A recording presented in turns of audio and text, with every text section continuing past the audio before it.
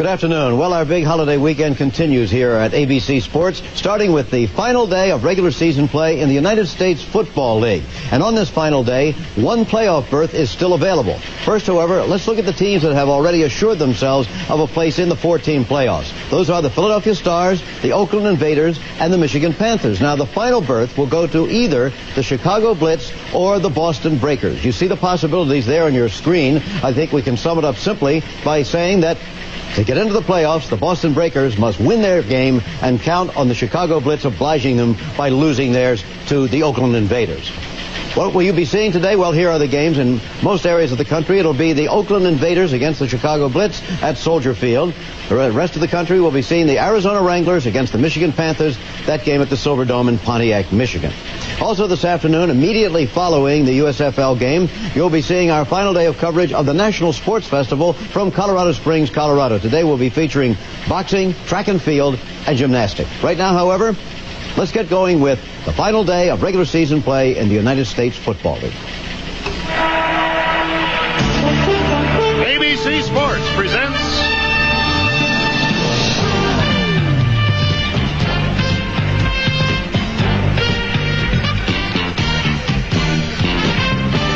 the United States Football League.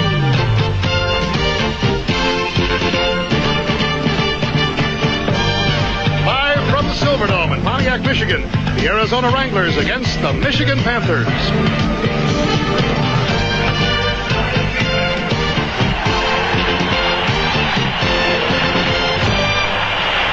The loyal fans of the Michigan Panthers are happy today. There is an air of excitement in the Silverdome simply because the Michigan Panthers have made it to the playoffs in this first year of the United States Football League, one of the 4 chosen teams.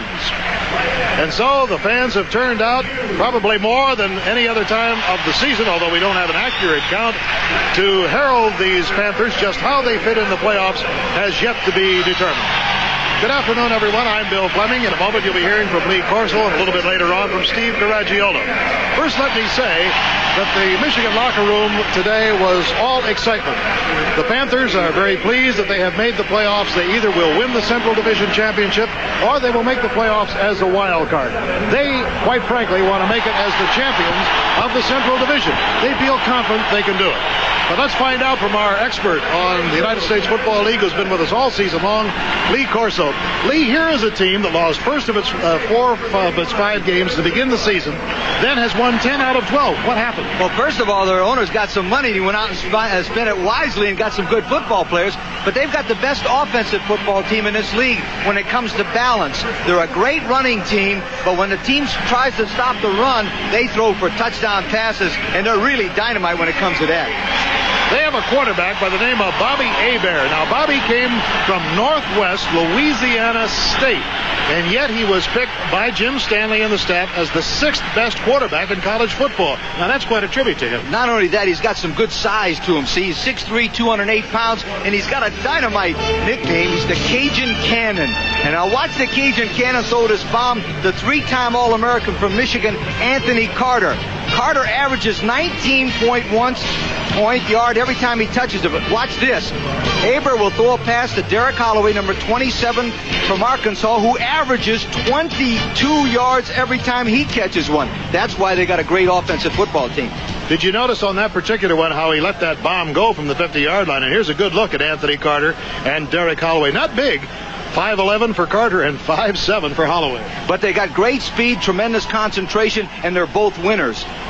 Defensively, Michigan has not been great on pass defense, but they have been good against the rush, and I think you have to credit one man. They got a guy named John Corker. You will not believe it. You think there's 27 57s around the game. He's got 25.5 sacks and 37.5 scares. Wait a minute, what's a half a sack? A half a sack is when he scares a guy and a guy falls down because he came close.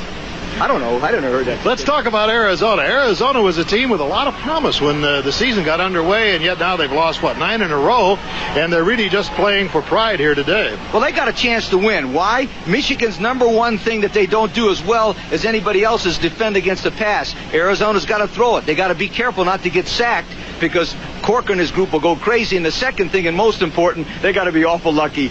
And they have a quarterback starting today by the name of Dan Manucci out of Kansas State. He is a very fine passer on the short passes, so we may see a lot of ball control here today. So we'll be back with the flip of the coin and the opening kickoff in this game between Michigan and Arizona right after this message. Here are the officials for today's game. Tom Miller is our referee. John Bradley is the umpire. Dick Lisbeth is the head linesman. Larry Hill, the line judge. Jim Mullendore, the back judge. And Jim Anderson is the field judge today. And Michigan has won the toss, has elected to receive the football. And so the offensive specialists are out there to get the football. Michigan dressed in that very, I guess you'd call it almost a chocolate brown maroon with the light tan sand-colored pants.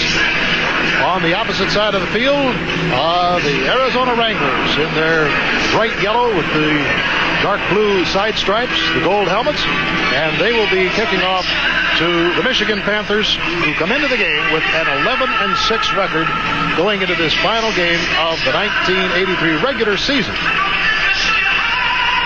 Michigan return men down there are Lonnell Fee, number 86, and Jerome Stelly, number 81. Lonnell Fee, of course, was a great speedster from Houston. He will be on the near side right there, number 86.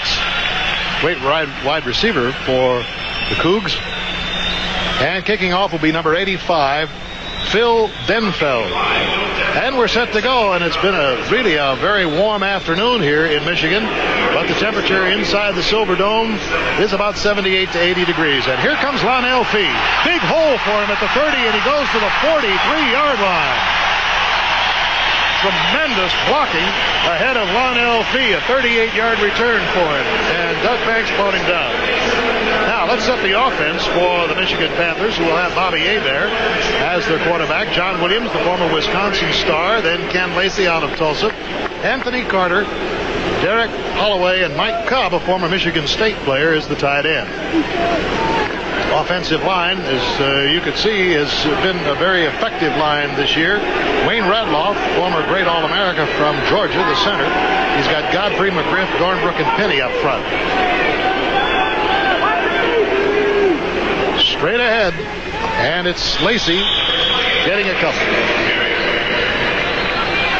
Defensively, John Kimmel, number 58, made the stop on that play, but let's look at the rest of them in this three-man front. Calvin Clark, Bob Nelson, and Randy Justice, with Norris, Looney, Kimmel, and McCoy.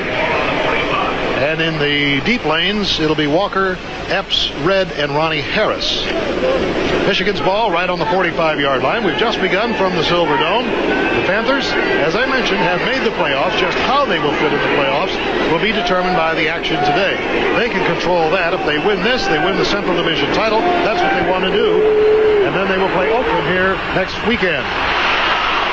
Going to be a little loss on that play. Well covered as John Williams came out of the backfield, and Sam Norris, number 55 out of East Carolina, brought him down. The Michigan offense, Lee, looks a little tentative to start. Right. Well, you know, psychologically, you got to give the edge to Arizona. They've got nothing to lose and everything to gain. The first pass of the game was very important. A nice little screen pass to get Hebert to get a little confidence in it. We've got three wide receivers in there now. Anthony Carter, Frank McLean, and Derek Holloway. So we have a third down situation. 3rd and 10.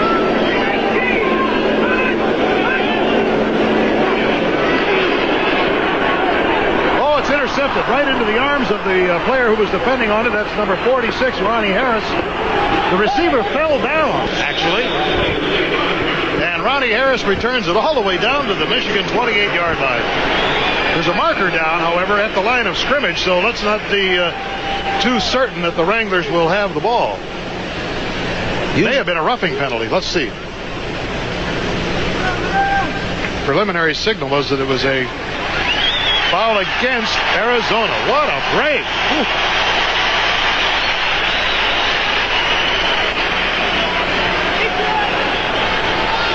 Hebert gets good protection there. They tried a little blitz, as you'll see, to the inside. Now watch right there. He gets hit and the ball is thrown to the opposite side of Harris.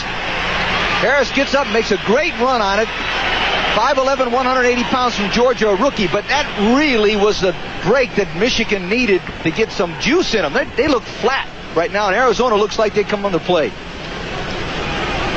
Well, when you put down the breaks of the season, that has to rank very high. So it's first down for the Michigan Panthers on the Wranglers' 42-yard line.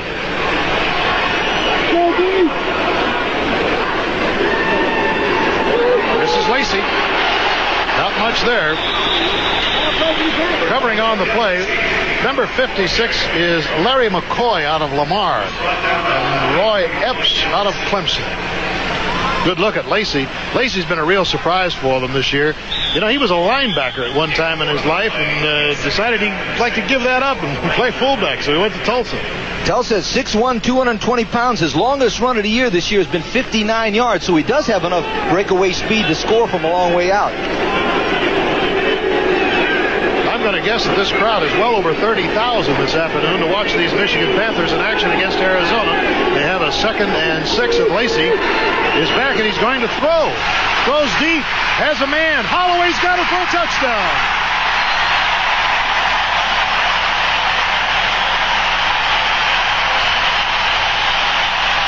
I believe that is the first pass that Lacy has thrown this year. It won't be the last.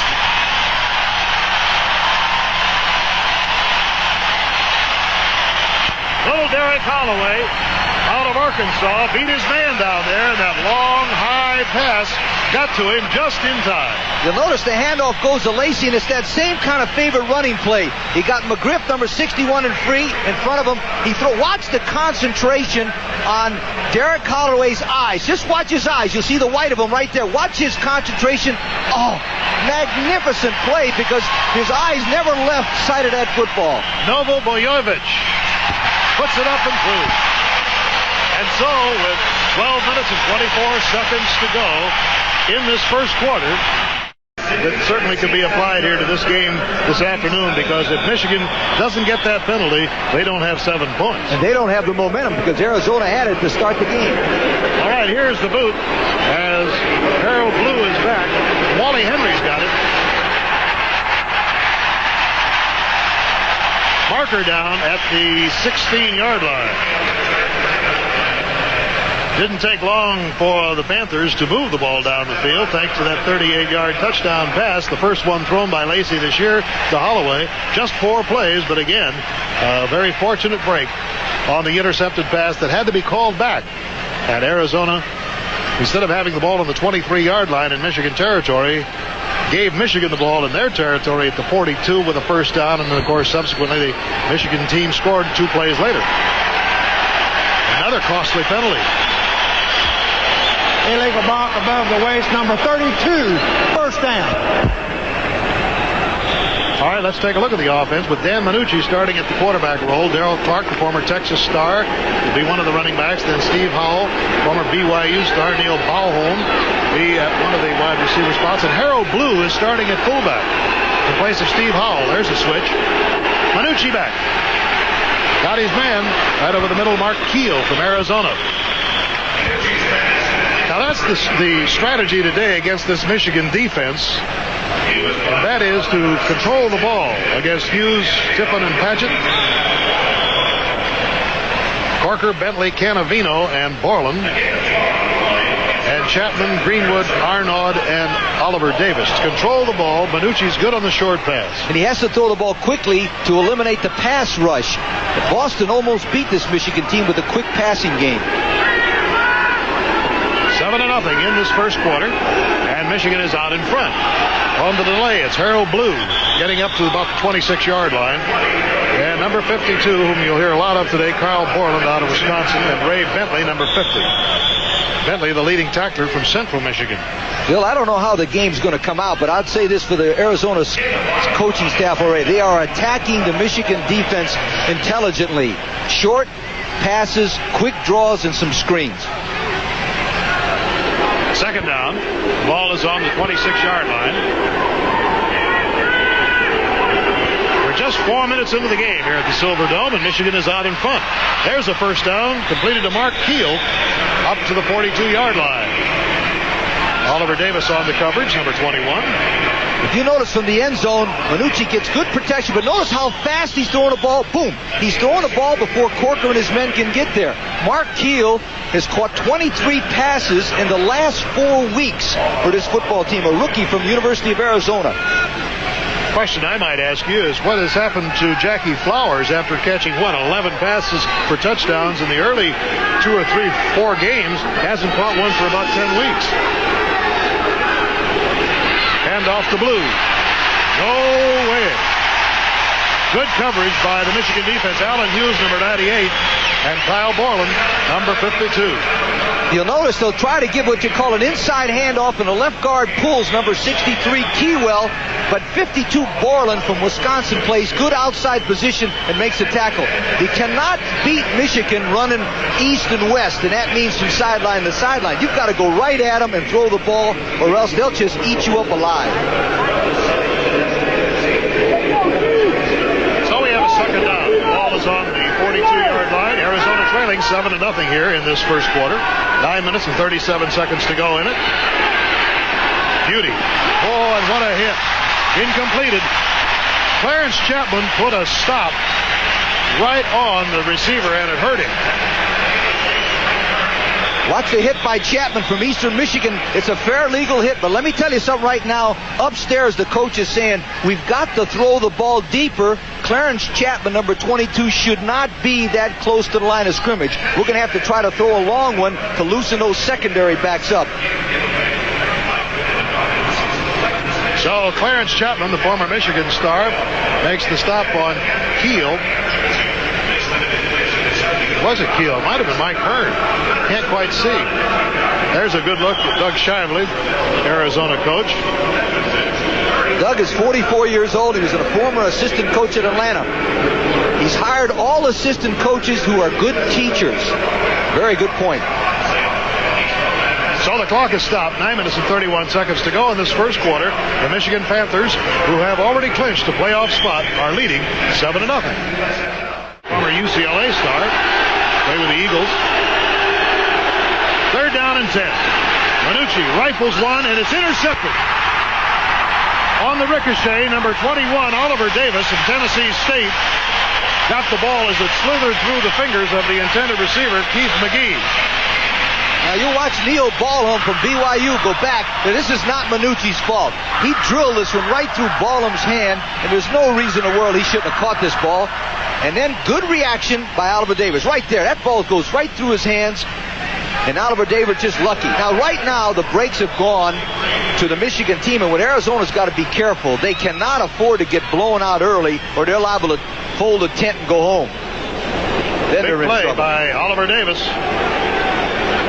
So it's Michigan's ball on the 43-yard line. The Panthers are out in front by 7.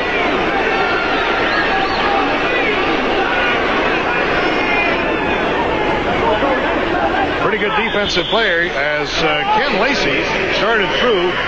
And number 59, James Looney, the former Purdue star, spent a year with the 49ers. Number 59 made the stop. No one gets in our way! No one gets in our way! No one gets in our way! Second down. No one gets in our way! Ball on the 47.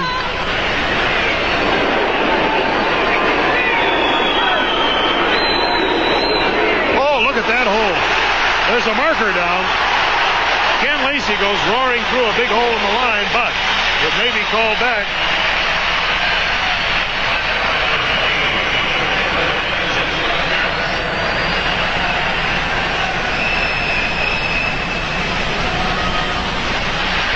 Oh, it's offside against Arizona. Oh, look at this hole that was opened up, and apparently legally. Watch. Lacy just hit the hole, and they love to trap with McGriff. Notice 61. He's the best trapper I've seen in the United States Football League without any question. Number 74, Penny. That's a Pittsburgh Steeler favorite play, and I tell you what, Franco Harris never ran it any better than Ken Lacy. So the Panthers have moved the ball down to the 27-yard line.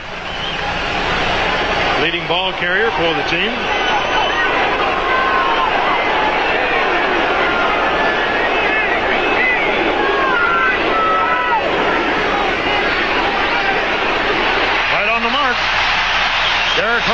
gets the ball right from Bobby Hebert, and you have to be impressed with Hebert. The one thing that he can do, he doesn't have to take that ball all the way back. He rifles it right from the top of his shoulder. Derek Holloway come to the inside. Now, the one good thing about this play that you cannot see is that Williams, number 40, ran out in the flat and widened that area. You'll say, why is that guy so wide open? Because number 56 was following number 40 in the flat. He was wide open and a good shot. He's not very big, but he's strong.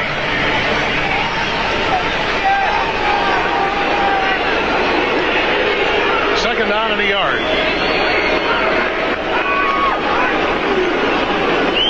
And there's Lacy picking up the first down inside the 10-yard line. Well, it's what you said earlier, Lee. It's the fact that Michigan has a balanced attack.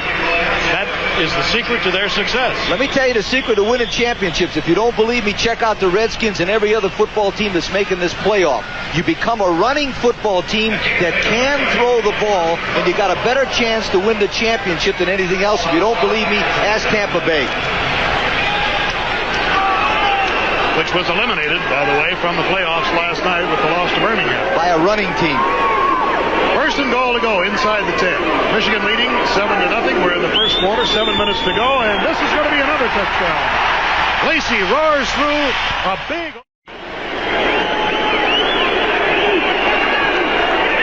Harold Blue, the single man back. Arizona trailing 14-0. Manucci rifles one across, got his man right at the 39-yard line. And it's Jackie Flowers, and we're glad to see he's back on his feet again. The former Florida State star was shaken up on a hit by Chapman.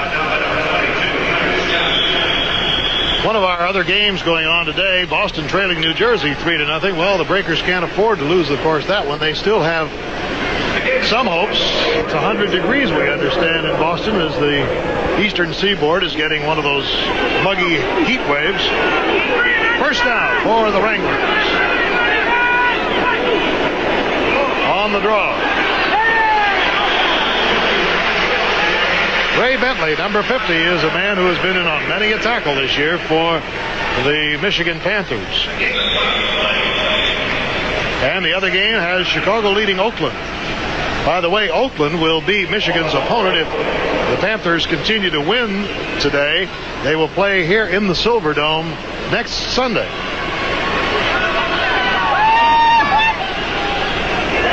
Second down. Almost 10. That one is almost picked off. Right out of the fingertips of Neil Balholm, and Borland, the former Wisconsin star, almost had himself one. There's a marker down back at the line of scrimmage. I think you'll find it's holding on the offensive line as they go. And then one of the things that happens to you when you start losing, everything seems to go wrong because it comes psychologically. Now, that guy should have caught that ball. Which one? Either one. The best play of that play was the lineman that held. He kept the quarterback from getting hurt. Now, I've said this before in a telecast, but some offensive line coaches actually teach that if a guy gets a clean shot at your quarterback. It's worth 10 yards to have your quarterback still available. This is the third. Second down. Number 78 is Vince Stroth from Brigham Young, big 266-pound tackle, who was found guilty on that one. That's the third Arizona penalty for 27 yards. That does not, however, tell the story of the most damaging of all penalties when Arizona had picked off a Michigan pass, carried it to the 23-yard line in the first series of plays, and then they were detected roughing the passer and had to give the ball back, and Michigan scored 2 plays later. Mark Keel couldn't hang on to that one. Couldn't hang on to that one because he was watching for the defensive back to hit him. Now watch as he's going for the football. Watch his head turn and look to his right to see if that guy's going to hit him. Right there. See his eyes? That's called intimidation. Now that'll happen to you sometimes if you get behind real quick and you don't have much to do. Arizona has one thing going for them. They got good character on that football team, and they got a chance to come back. But they're going to need a big play, Bill. Well, it's 3rd and 20. And they're trailing 14-0. 5:33 to go in the first quarter. Manucci with plenty of protection spins it out here too far. It's headed for Jackie Flowers. I'll tell you one thing, Manucci does have a big arm. He throws the ball very, very strong. Sometimes maybe a little too strong. 4th down. Mike Mees has gone in the lineup, formerly from Arizona.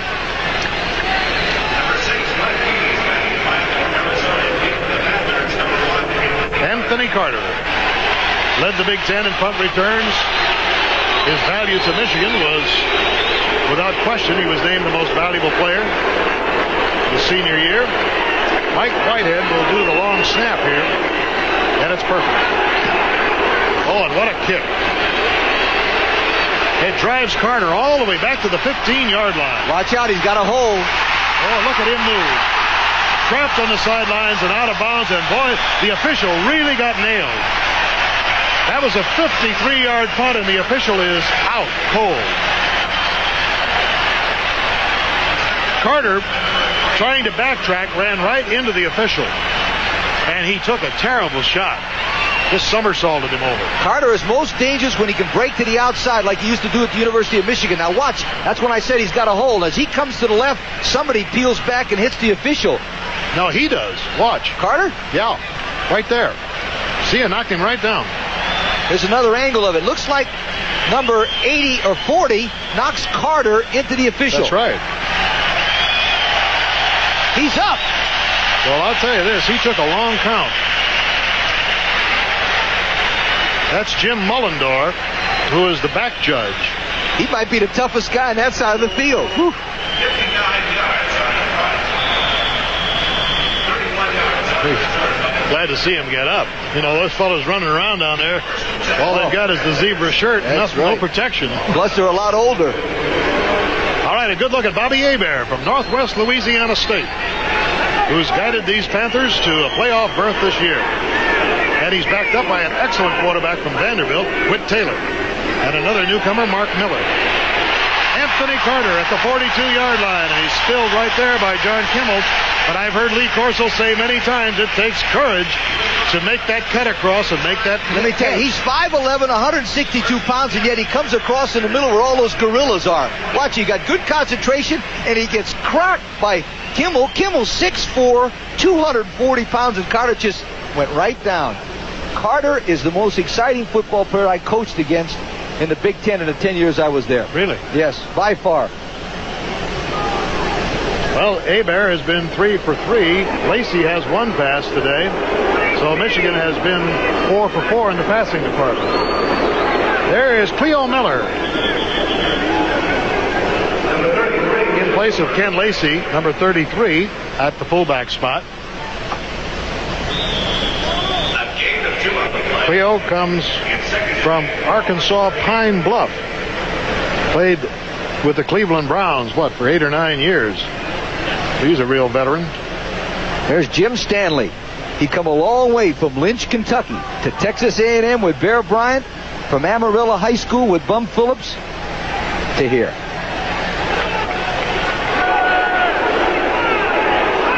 Second down, 8. Fumble, and it's covered by Arizona. Ken Lacy fumbled the ball, and the Arizona number 74, that's Calvin Clark, was the first man to it. I don't know whether he got official recognition for the recovery. Oh, there's the handoff. It never even got to it. This is what I was talking about Arizona needed. They need some kind of a break to get back in the ball game, because obviously the team in white is not as good as the team in the dark jerseys. But they got to have a break, and they just got one. Now, it's very important that they don't do nothing stupid. Take a nice drive and score, make it 14-7, and they're back in the game. Well, the game plan was, as you know, by Doug Shively, is to keep control of the ball. First down. Nothing there, as Harold Blue is met by the defensive forward wall. Alan Hughes, number 98. Kyle Borland, number 52. John Corker, number 57. Ray Bentley. It's a tough defensive front. Yeah, the reason this play doesn't work, it's a delayed play. You cannot run a delayed play against a bunch of guys who are crazy that are going after you. Because when you do all that delay action, they're coming right after you. I've watched Michigan 4 times this year, and the only football team that almost beat them with inferior personnel was Boston, with screens, draws, and the quick passing game. Loss of 2 on the play, second down and 12. 3:06 to go in the first quarter. Michigan leading 14-0. Manucci rifles one across. He's got Jackie Flowers, or is it McGee? McGee, number 84. And it's a first down. See, that's exactly what I'm talking about. About a 6-yard and break it inside. This is what Boston did. And throw the ball to him before Michigan could get to him. Michigan has sacked the quarterback 70 times this year for 898 yards and minus yardage. And a former Oklahoma State star, Mike Edwards, the rookie, was the one who made the stop. Right at midfield.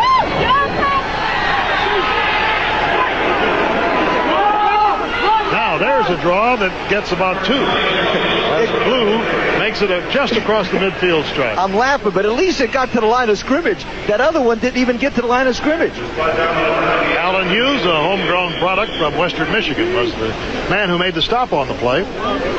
Chicago now leading Oakland in the first quarter, 10-0 in that game at Soldier Field. And Boston now has overtaken New Jersey, leading 7-3 in the first quarter. So both those teams fighting for one other spot. If Michigan, of course, continues to win here, the Panthers would sew up the Central Division Championship and go on to play Oakland next weekend. Down he goes, and the ball is loose. Alan Hughes brought him down, but the whistle had blown at the 45. John Corker thought he might have had eyes on the end zone. Now you'll understand why. That's the difference between that pass and the pass that had been thrown. That's a timing pass where he went back deeper. Now watch. He'll go back about 7 yards. He'll fake. You don't have to fake.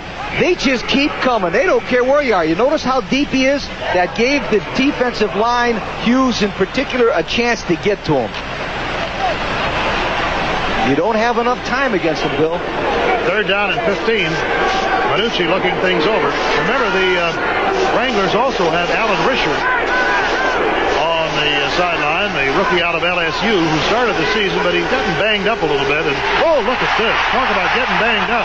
Corker just absolutely drew a bead on him and leveled Manucci, and we may see Risher come into the lineup right now because Manucci's hurt. Blindsided, and he really took one. This was a busted assignment. Somebody was supposed to block him. I don't want to call names, but I'll tell you what, the coaching staff's got better protection principles than that. And when you get hit from that side, what happens to you? You fall on your shoulder. And that's usually what happens to you. Watch the angle here. Watch him fall on his shoulder as he's blindsided. Right there. You see him? They usually fall on their right shoulder. And that's a serious injury because he's a right-handed quarterback. Well, he's sitting up, as you can see, but he said, listen, I don't want to take too many of those. Play Mr. Mullendor will remember for some time to come.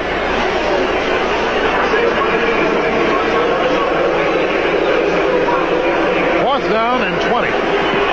And another tremendous kick. And they're going to be charged with roughing the kicker. Here comes Carter, but it will be nullified, and he'll be very sorry if he goes all the way. From the line of scrimmage, 48 yards on that one. But the marker down indicates that somebody was a little over anxious. I thought it was number 45 of the Michigan team.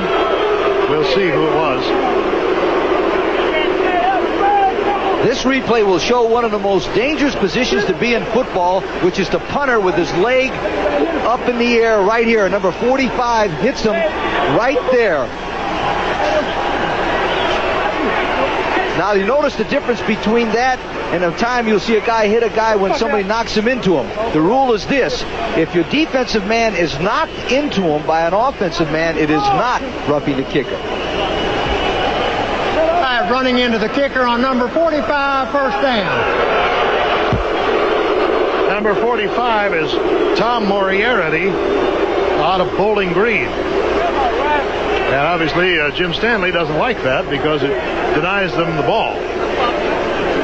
41 seconds to go in the first quarter. The ball is on the 45-yard line, and it's a first down for the Wranglers, who are trailing by the score of 14-0. A good look at Doug Shively, who's had some problems during the later part of the season. The team has lost 9 games in a row.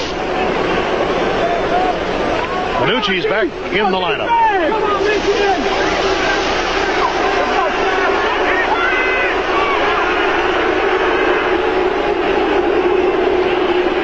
fake by Minucci, and down the center he goes. Ricochets off one man. Ooh, that was dangerous. Andy Canavino almost had his hands on the ball. There's Alan Risher right there on the headset. Canavino, number 62, is a former All-American in Michigan. He will play the run and drop back, and he just plays zone. Zone means he just watches the quarterback's eyes, and great deflection. Now, this is the tip drill. The defensive coaches work on it all the time. 62 would tip it, and Arnaud with 25 would intercept it. So it brings up a second down with 36 seconds to go in the first quarter. We apologize for the squeals in our audio that you're occasionally hearing at home. We hear them here too. We can't figure out where they're coming from. I know it isn't Lee, and it's not me. It isn't Steve. Way over the head of Jackie Flowers.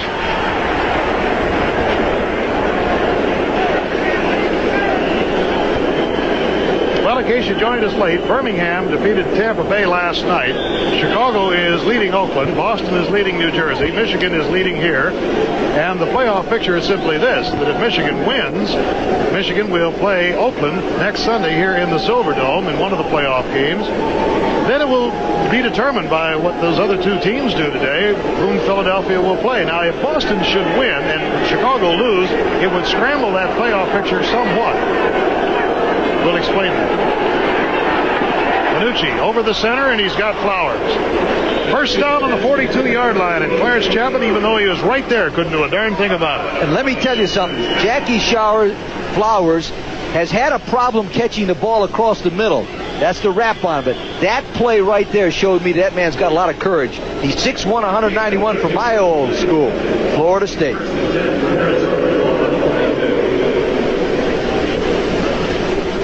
So it stops the clock with just a second to go here. And now they shoot the gun. We're at the end of the first quarter. Michigan leads. Well, you're looking at the ceiling of the famous Silver Dome here in Pontiac, the scene of Super Bowl 16 2 years ago when the 49ers defeated Cincinnati. The scene today of the Michigan Panthers, who are all over the ball carrier. Number 58, Will Coakley from Kansas State, got to Harold Blue before Harold could take 2 steps. Coakley is an outside linebacker, 6'1", 225, and he blitzes. In other words, he's coming there behind the pulling guard. Number 63, Keywell, pulls, and when he does that, he leaves a little hole in the line of scrimmage, and that's why Coakley got in there free. Nice guess. Either that or they're reading the lips of the quarterback. So it makes it a 2.5 to 3 yard loss, and it's second down and about 13. The Wranglers have to get something going here at the beginning of the second quarter. They're trailing by 14 points, hurt by penalties. There's one. Mark Keel from Arizona still on his feet. Missed a couple of times. And now the ball goes over to Michigan. Well, that sometimes happens. Fighting to keep balance and then losing concentration, and the ball flies out. That's John Arnaud from Iowa State, number 25. You never fault a football player for making an aggressive mistake. He catches the ball. Now watch how many guys. One, he hits about 6 guys. And when you run past Hughes and those guys, those are men. The coach will never, ever criticize this guy for fighting for that extra yardage. And they strip the ball from him, and Arnaud jumps on it. But I tell you what, that was a nice play by a rookie from Arizona. So Michigan's ball on the Michigan 34-yard line in this opening moment of the second quarter. Sweet Johnny Williams from Wisconsin. Boy, Michigan remembers that play well. You remember when Michigan was number 1 in the country, and they went to Madison 2 years ago and got knocked off, and John Williams is one of the guys that did it. On just plays like that. Watch the left guard pull. I tell you what, this is a picture-perfect number 61. Tyrone McGriff gets a great block outside there, and from then on it's Williams. And as Bill said, in his senior year, Williams at Wisconsin beat Ohio State and Michigan with long plays. He gives them a little bit of that. I like that sound effect. Oh. It's descriptive. It's an old neighborhood trick.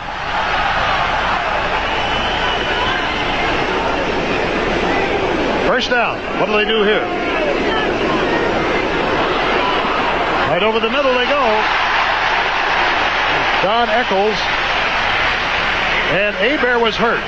Hebert is wearing a flak jacket on the left side. He's got some cracked ribs there and a slight shoulder separation on his left shoulder. Doesn't hamper his throwing any, and it looked like he winced a couple of times. He has really improved since the first time he played Arizona. The first Arizona game. Here comes Whit Taylor in the lineup for him. Good move by Coach Stanley. In the first game in the second quarter, about this time, he got a head injury and went out of the ball game, and Whit Taylor only hit 5 for 8 for 198 yards. And a touchdown. Whew. Whit Taylor, the former Vanderbilt star. You know, he was second to Herschel Walker as the player of the year in the Southeastern Conference. That says something for a Vanderbilt player, doesn't it? He Absolutely. doesn't often get the recognition that the Alabamas and the Tennessees and the LSUs and the Georgias get. He was the #1 passer in the history of Vanderbilt and the first team All-SEC quarterback.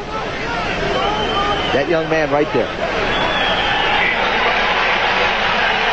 And Hebert goes back in.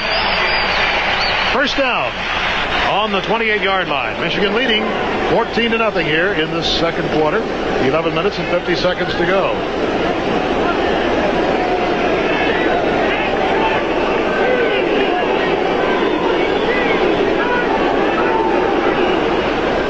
Williams on another sweep, but this time no soap. Roy Epps from Clemson comes in there and dumps it. Number 43. That is the strong safety on an inside blitz, and that's interesting because when the right guard Thornbrook pulled, remember that little hole that they Michigan went behind? Thornbrook pulled, and then come Roy Epps from Clemson, 6 foot 195, and he caught him in the backfield. Another score from Boston, and the Breakers have gone ahead of New Jersey by 11.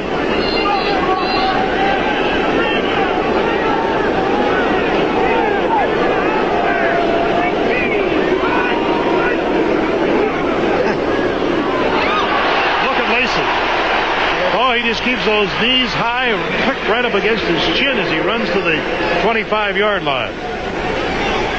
Again, it's that pulling guard and trapping situation. They like to pull. This time they pulled the left tackle, Chris Godfrey from Michigan. It's the same kind of theory, though. Let the lineman come across and trap him. Lacy is a powerful runner. He leads the league with men over 1,000 yards with yards per rush, 5. Well, he has 68 yards to his credit today, and credit him also with a brilliant touchdown pass. First score that Michigan made. Hebert way over the head of his intended receiver.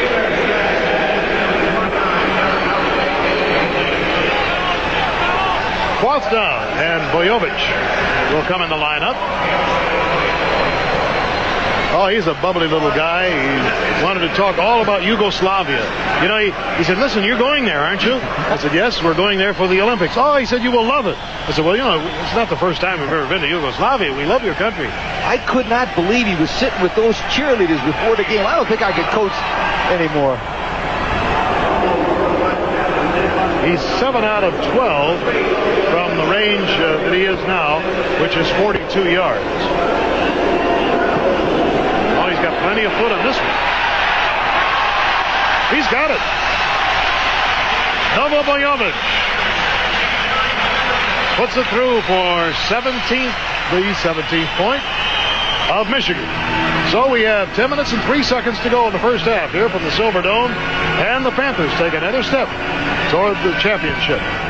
Field in Boston, the Breakers and New Jersey Generals. Second quarter action. Richard Crump closing in on 1,000 yards. Scampers to pay dirt, capping an 81-yard drive on 9 plays as the Boston Breakers take a 14-3 lead over the New Jersey Generals. It's muggy here. Now back to Pontiac and Bill Fleming. And a further note on the Boston Breakers. Should Chicago lose today and Boston wins, that would mean that Michigan would play Philadelphia, because they would not have Boston and Philadelphia in the same division playing each other in the first playoff game. Here's Wally Henry. So we'll keep you up to date on that game that's going on at Nickerson Field with Mike Barry. And the Wranglers will take over the ball, trailing by 17 points.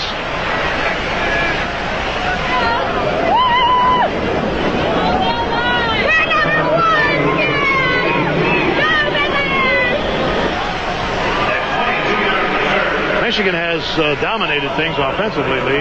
Yes, and with the balance, they've got 160 yards rushing and passing, and they've got about 85 to 85, or 85 to 75. And they got good balance, and that's what makes them a great football team.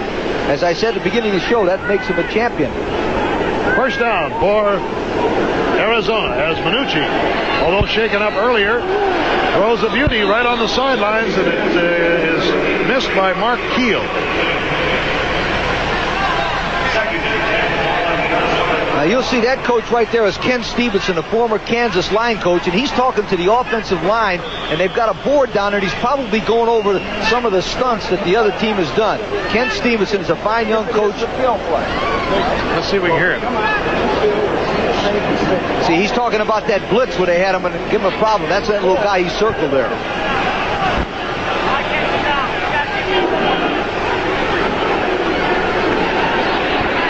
I'll tell you, it's been tough yardage up the middle against Michigan. Orland is always in there. Well, when you've got a guy like Dave Tipton, 6'2", 260 in there, he played 4 years for the New England team and for Hamilton. He's a tough guy in that middle, and he kind of keeps everything going. Then he bring in a guy named Ira Albright. I think he's in there now. 6 feet, 260 pounds. Would you say he's short and stocky? I like the nickname of Loia. Oh, I'll tell that story in a second. Yeah, you got to tell that story. The player, that's the greatest. Don't leave, folks. That's the greatest story you ever heard. Third down and 7. The Wranglers with a third. Ball is caught by Blue, and he's going to be very close to the first down. He tried to stretch it out, and Ray Bentley was hanging on to it, number 50.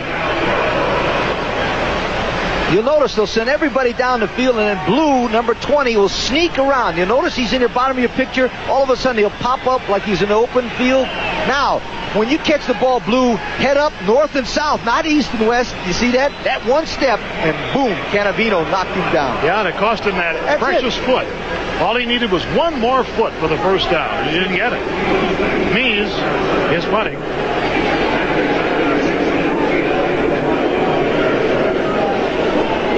One official punt today at 56 yards. The other one at 48 was called back because he was roughed. Look at this one. Moving in there is Lonnell Fee. Lonnell heads for the sidelines. And this speedster from Houston prances out of bounds at the 48-yard line. We have 8 minutes and 6 seconds to go here in the first half at the Silverdome in Pontiac. And the Panthers are out in front 17-0. Corso and Steve Garagiola from the Silverdome in Pontiac. And the Michigan Panthers are getting ever closer to the Central Division Championship. They have a 17-0 lead over the Wranglers, and they have the ball on their own 49-yard line with 8:06 to go in the first half. On the delay, that's Lacy, and look at the hole that the offensive line opens up for him. He gets a quick 10. Oh, that blocking up front. I'll tell you, number 61, McGriff, out of Florida A&M, has really played a game today. He and Godfrey on the left side are very, very fine pass blockers, and that time they put Williams in motion to kind of draw the linebacker out, and all of a sudden they went in that little hole. There's nice little subtle changes by the Michigan team that are very, very impressive from a coaching standpoint. Just short of a first down by about a foot. So it's second down.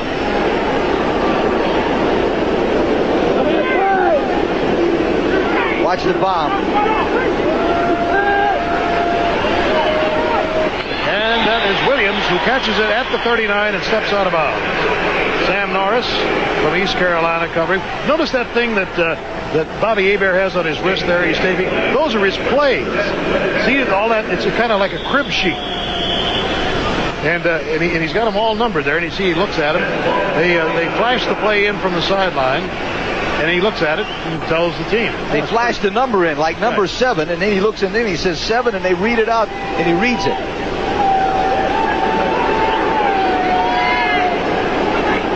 First down. A lot of protection for Bobby Hebert. And then he can't get it out here to Lacy. It happens a lot of times. You get the steel elbow. The one change that he can make from that is he has the option if he sees a blitz. Like I said, watch for the bomb, the play before that. They showed a blitz, and he checked off at the line of scrimmage and said, we're not going to run that play I just called. You see a picture? They're not going to run that play. I'm going to run another play, and he calls it out on the line of scrimmage. Now, see, he's looking for the number. Let's say the coach has signaled in number 14. On the 14 sheet would be, watch the lag pass. It's 50. So number 50 is the slot. The choice means that one of the backs are going to run a pattern to try to get open. Number 40 or 28. Lacy's got it. Belted back after he gets his forward progress to the 34-yard line. You're going to be a great quarterback, but you got to have an offensive line. If you watch 61, McGriff, Radloff, number 55, Dornbrook, number 63, and Penny, number 74, they're great pass protectors. You got time. Boy, that's a nice job. And Coach Ken Stevenson coaches the offensive line. And Coach Bob Leahy calls the plays from upstairs, a former Oklahoma State coach. 6.5 minutes to go in the first half. Michigan out in front 17-0, and threatening again here on the 35-yard line with a third down. Hebert dumps it across the center. He's got the big tight end. That's Mike Cobb out of Michigan State. Just short of the first down, or did he get it? I guess his progress was to the 29. Mike is 6'5" and 255, and I guess that's a fairly good dimension for a tight end. He's from Youngstown, Ohio. I tried to recruit him to Indiana. He went to Michigan State. Now that play, they ran Lacy 28 deep and came underneath with Cobb, number 89. Underneath means that 28 cleared the area, and 89 snuck underneath there. Ball on the 28-yard line. First down for Michigan. 5 minutes and 39 seconds to go in the first half, and the Panthers are out in front 17-0 before a tremendous crowd here today on a very warm July day, and a lot of competition in town for the sports-minded fan. That's Lacy, and Looney nailed him, the former Purdue star, number 59. The offensive line on the left, McGriff 61, Godfrey come across. They're trying it. What they're doing in this play is they're just blocking area. If you notice, they're all standing up holding each other. That's called screen blocking, and you can do that because you get up in front of the man's face and he can't find the ball carrier.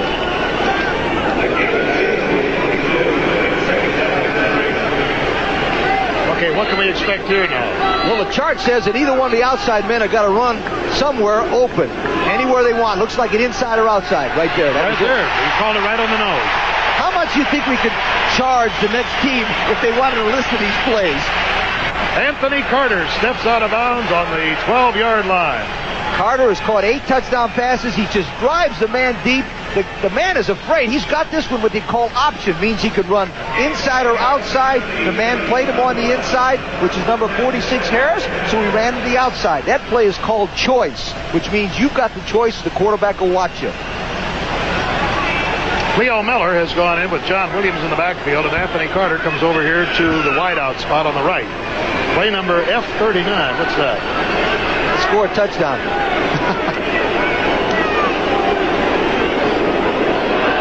And it's Johnny Williams who somersaults to about the 8-yard line.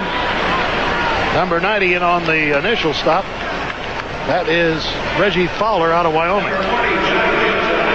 You know, I mentioned this at the beginning of the show, but this is a perfect drive, Bill. Exactly what I talked about, balance. You don't know, and the Arizona poor team, they don't have any idea where Michigan's going to hit them. They hit them with a Carter pass, they run around the end, they go over across the middle, and that guy, Doug Shively's got a problem. The team he's coaching against has got better players than he does.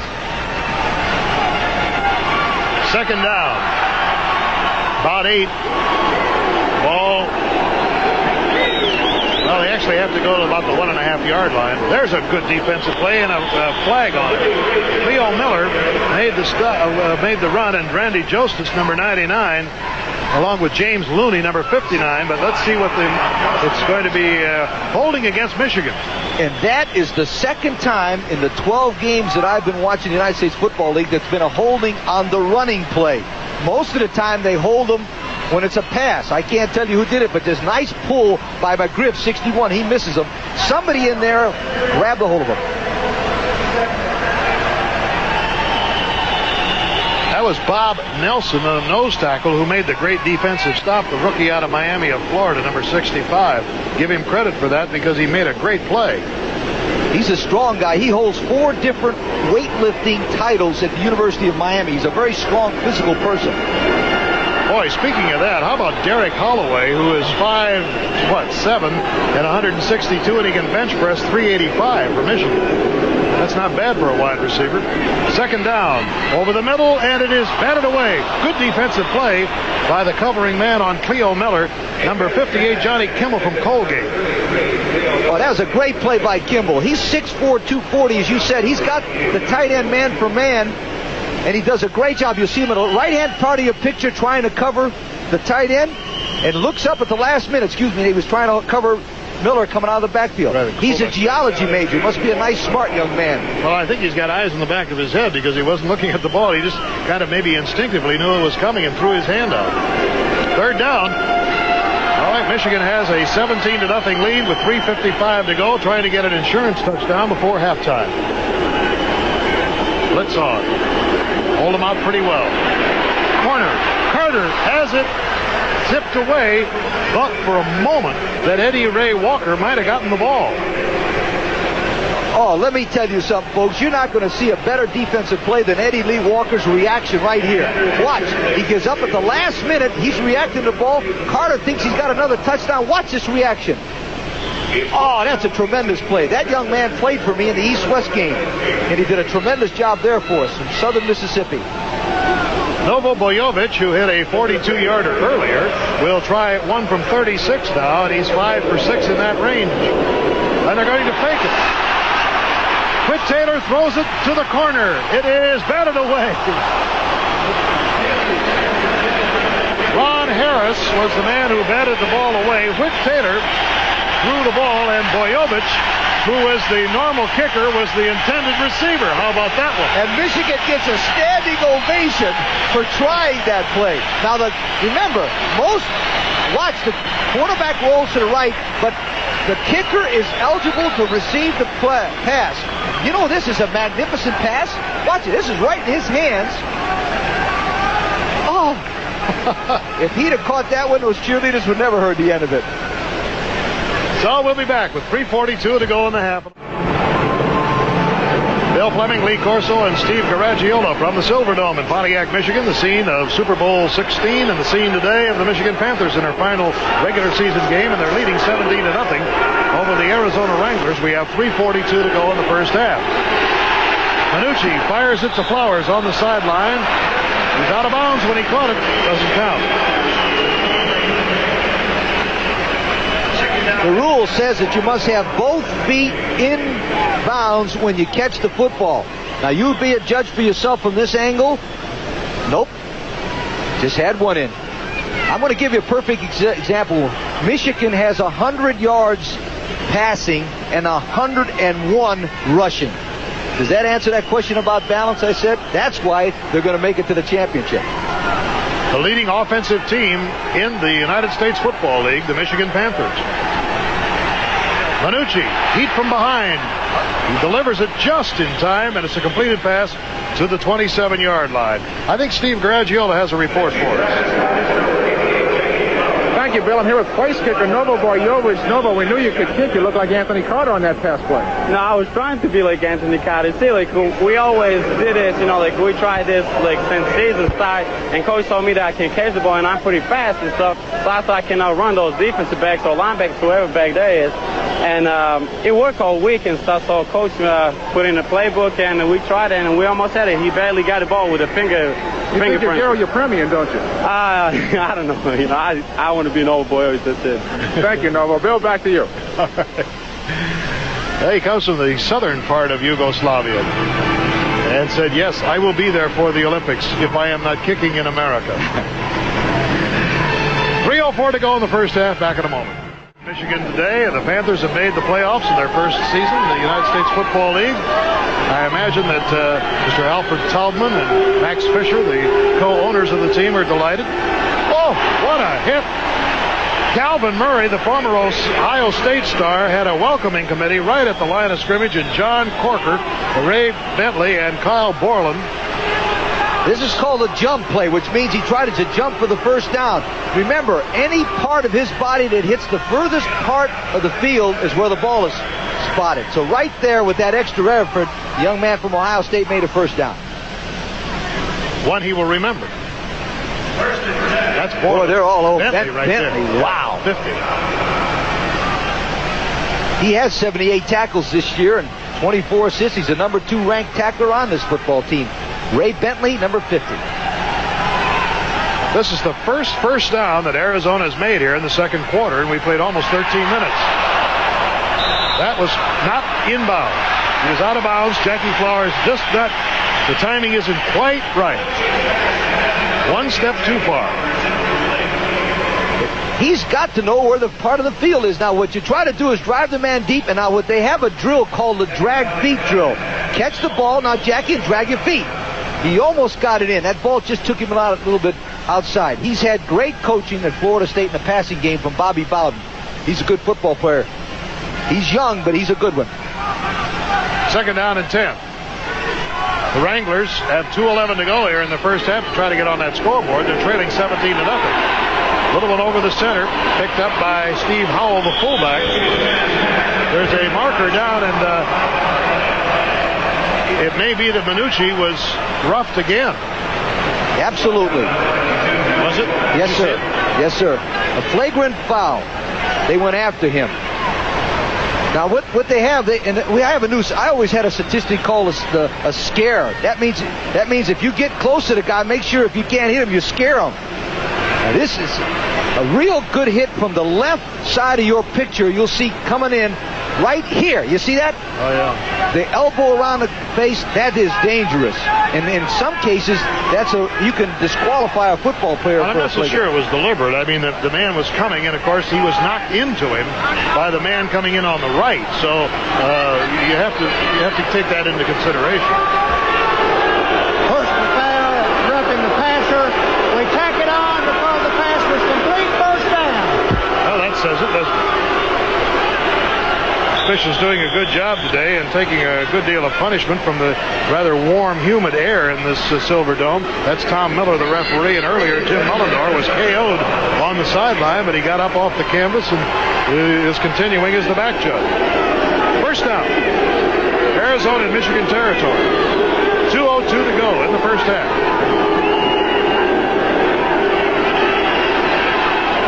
Long one down the sidelines, too far. Headed for Keith McGee. And John Arnaud was the man who was covered. So we are now into that 2-minute zone. 1 minute and 58 seconds to go in the first half.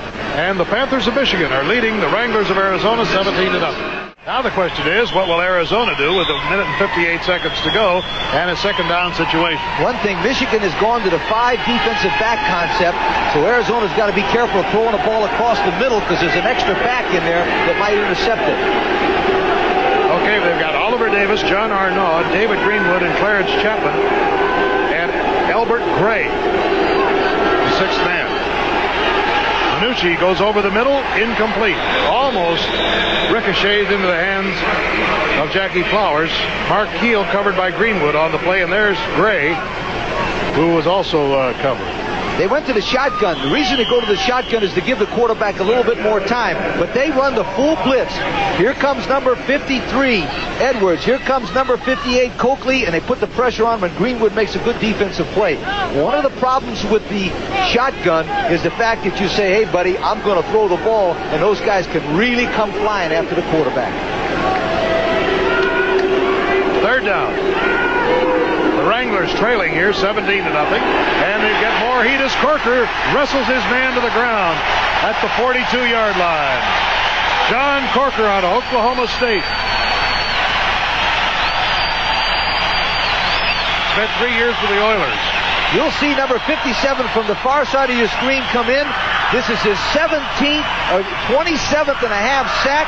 He just overpowers number 35, the blocking back, Steve Howell, and just crushes the quarterback. He himself, up until this game, had 178 yards, negative yardage against the other teams. That's amazing to me. That's the third sack on Manucci for 21 yards. And it forces a kick as Mees is back. He's averaged 50 yards today. And he gets another boomer. Oh, this is a terrific kick. It goes out of bounds inside the 10-yard line. So that stops the clock. 1:13 to go after that 47-yard boot. And Michigan will take over the ball when we come back. Well, we take a look at Bobby Hebert, who has his plays taped to his wrist. Remindful of Tom Matty of the Colts when he subbed for the injured Johnny Unitas and had to fill in the breach there. Bit of nostalgia furnished by the venerable Bill Friel, who's been our loyal spotter for so many years and has joined us today. Here comes Johnny Williams. Out of bounds, stopping the clock at the 17-yard line. James Looney on the chase. John Williams adds one thing to the Michigan attack. It's an interesting thing, and I'll go over this one time. At 2nd down and 2 on the Michigan 35 with 9 minutes and 20 seconds to go on April the 17th, the score was 6-0 Chicago over Michigan. They brought this kid into the game. He ran 15 yards, set up a field goal. They were behind 6-3. They came back out. He ran 24 yards, 31 yards. They won. They were 9-2 since that moment. And he's 4 carries for 30 yards today. 2nd down, 3. Hebert fires it out here to Derek Holloway, and he gets the first down at the 24-yard line, and we have 1:04 to go. Michigan fields, and Jim Stanley repeated it again. He said, I don't care if we're 21 points or 24 points up in this league, that's not good enough. And I really believe they're trying to get another one. I think so, because number one thing they got to be careful is if they let down, there's a second half, and you can come back and win that game. Arizona's got the capabilities with a couple of breaks to win this game in the second half, but they got to be very careful. Don't let them get another one. So Hebert brings the team up with a 1st and 10 on the 24-yard line. Good protection again, and he just dumps it off to Mike Cobb over the center, the tight end for Michigan State, who played with the Bengals and the Bears for 6 years in the National Football League. Bobby looks at the clock, sees 53 showing. He trots over here to the sideline, and he'll talk to Jim Stanley and Mark Miller. You'll watch number 75, the official. You'll see the guy. We use that play a lot of times to screen and use the official to screen the defensive man, and they did that there perfect. The man will go down like Cobb did and just turn away, and the official is actually a blocker for him. You see that ball-headed guy? That's George Dickerson. He's a famous old veteran. Dixon, excuse me, I'm sorry. 18-year veteran of professional football, and adds a lot of class to this program at Michigan. You know, I remember him back at Southern California, back in the early days. As a player? Or no, as a coach. Oh. I didn't think you looked old enough to remember him as a player. Former Notre Dame guard. He's a good one. He's a good veteran. He adds a lot of savvy to this Michigan Panther coaching staff. Well, it is 2nd down, 2 to go. The Panthers are out in front, 17-0. We have 53 seconds to go in the first half. Hebert spirals it to Carter. Boy, look out. He can move away from anybody on this football team, and he does. Did you see that acceleration? He just hits the burners and goes. 63 yards for Anthony Carter.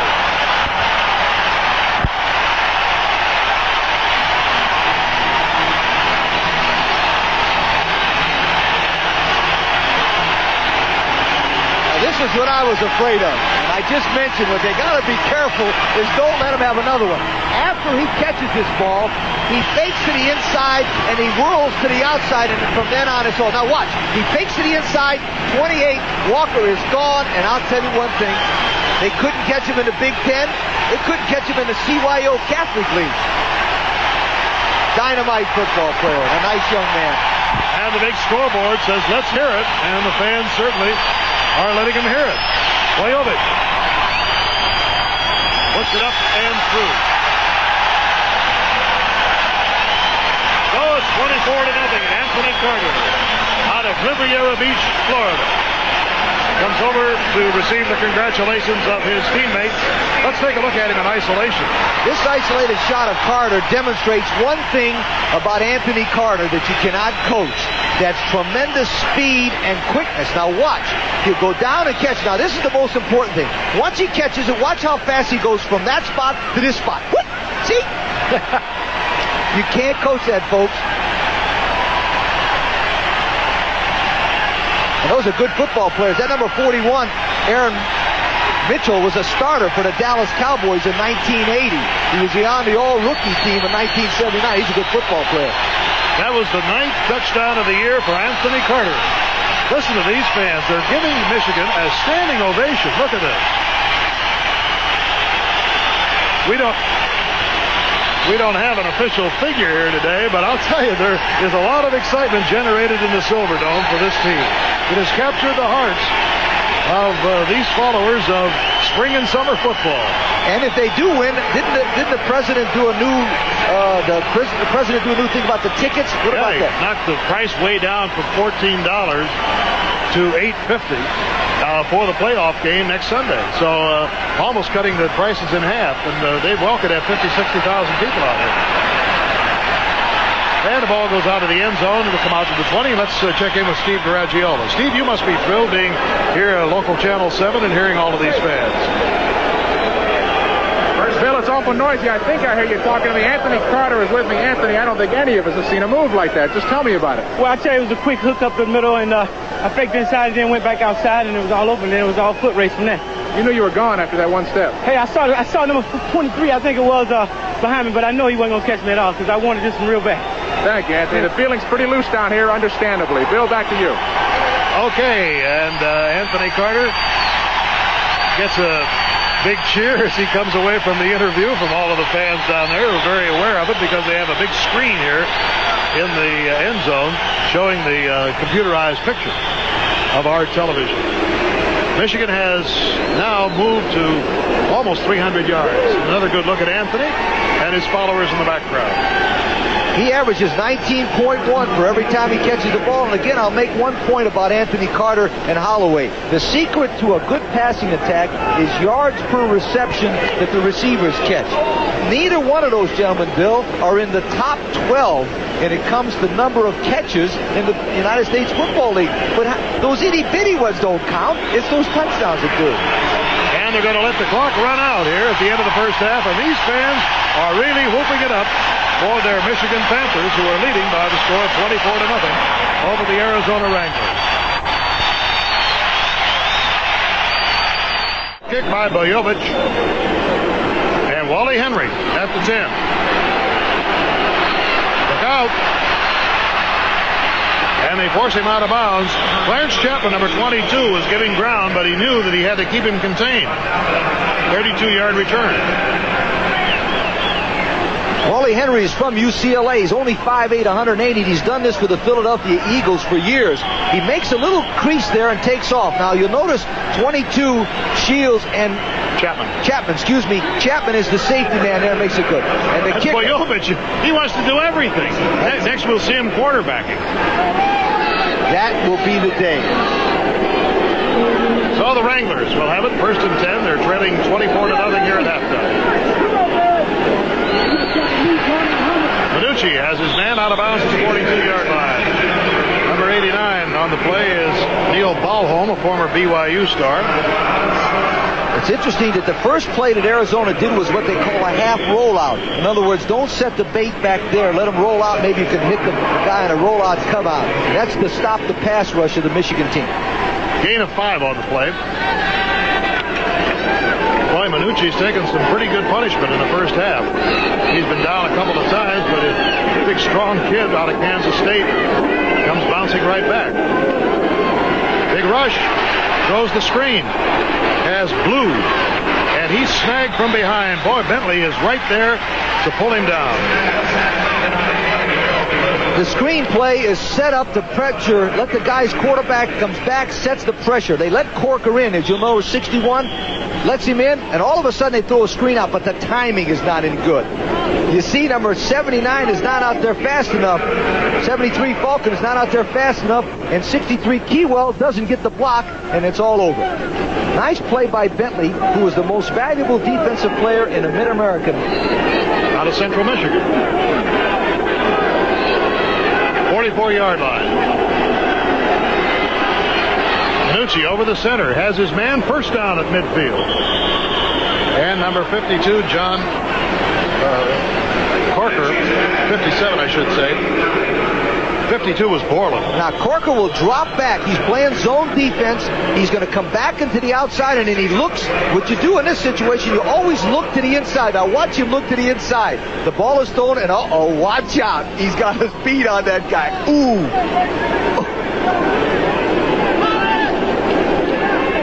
Well, it's a first down for the Wranglers at midfield. 12:50 to go in this third quarter. Michigan leading 24-0.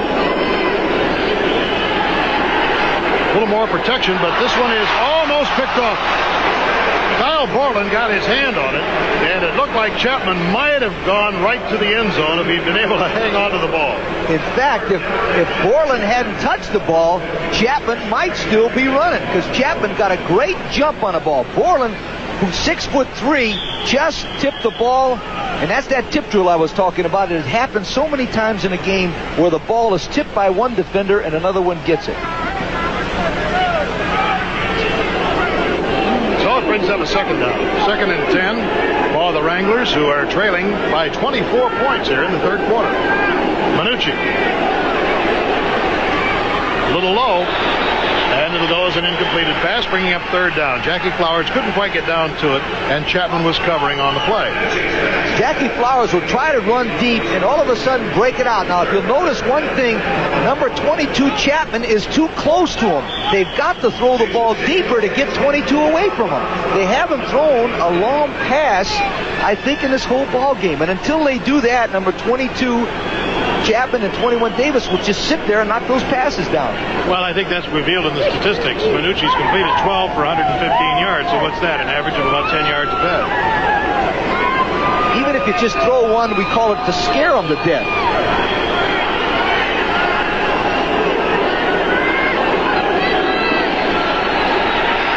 Big rush. Corker's there. Number 57. And it's pretty hard to escape his grasp. Ronnie Padgett, number 99, combining with Corker for the sack. Also watch number 31, the strong safety blitz caused this one. 31 is Greenwood. He's a defensive back. He forces number 20 to block him, Blue, and that leaves one-on-one 73. And see, that guy, the strong safety 31 coming in there, forced one-on-one with Corker, and it's all over.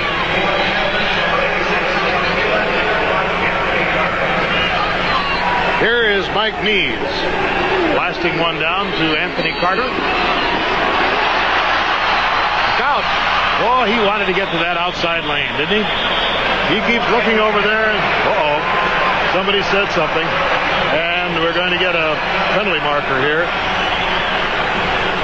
Harold Blue got a little over anxious. Carter said something to him, and I don't know which way the penalty was going. I would say it'll be on Carter. Blue must have said something to Carter. Carter out and gave him a left jab like Larry Holmes. I mean, a small Larry Holmes. It'll be on Carter, I'm sure. Personal foul against Michigan, against Carter. So that'll take him back from there. Number 20, Harold Blue, must have said something to Carter, like, I finally tackled you or something, because it was a good play on Harold Blue's part from East Carolina. But at this point, he gets up, and Carter gets him a left jab. Now, when you're 5'11 and 167 pounds, that ain't much of a left jab, but that's not too bad. Well, it looked like an open hand, not probably one of the smarter moves. Oh, the rule is in a fight, never take your helmet off. The All-SEC quarterback, second to Herschel Walker, as the most valuable player. A nice move by the Michigan coach for the simple reason with 24-0, percentages are they should win this game, but they better get Whit Taylor some experience in case next week he's got to win the ball game for him.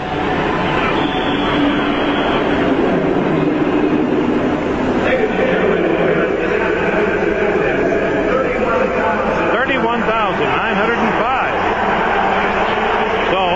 turned out here today to watch the Panthers in their final regular season game. Johnny Williams on the sweep. Oh, he just shrugged off Ronnie Harris.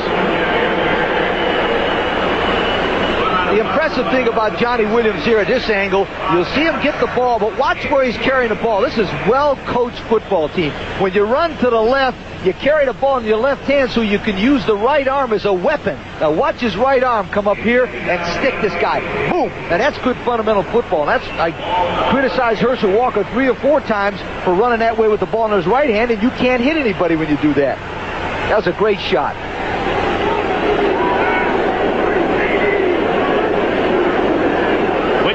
From the 5, pours it over to the sideline. Out of bounds is Mike Cobb. About the 22-yard line. So, with that penalty tacked on after the play was over, it meant long yardage to begin this sequence. And Michigan has got about 10 of those back with a third down coming up. Anthony Carter is so valuable. People might wonder why that guy Cobb was so wide open. Well, when Carter went to the middle, 2 men went with him, and they left Carter wide open.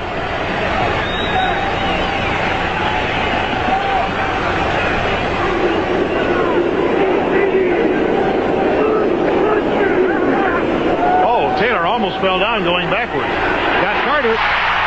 First down at the 38-yard line, and they're going to nail the Wranglers for either grabbing the face mask or spearing.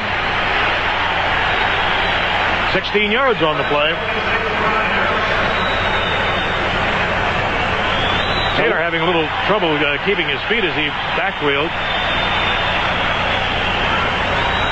That penalty will be spearing, and they put that rule in, Bill, because the helmet was being used by players as a weapon, and that's a dangerous thing. Now, the quarterback almost stumbles on the artificial turf right there. He's not used to playing out. He played at grass at Vanderbilt sometimes. He throws the shot to Carter, but now watch, after Carter catches the ball, watch number 22 right there. Tony Neely hit him with his helmet right there. Boom.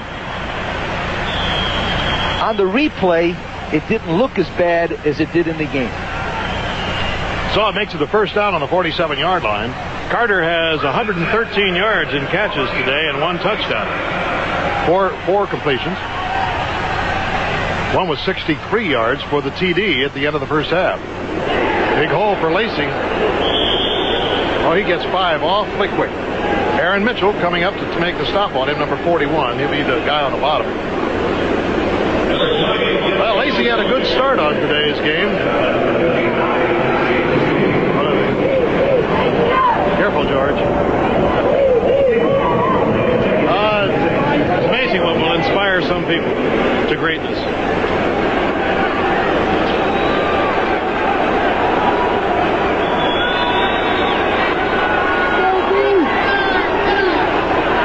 Second down, 5.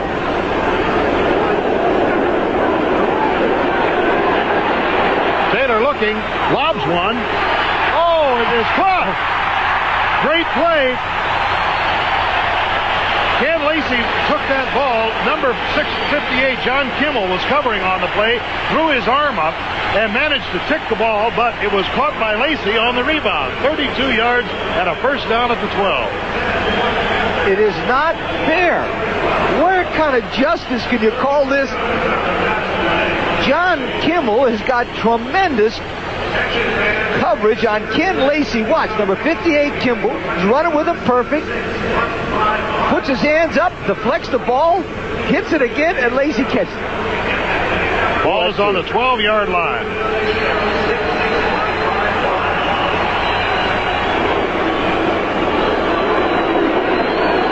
Boy, Lacy is just powering his way inside the 5.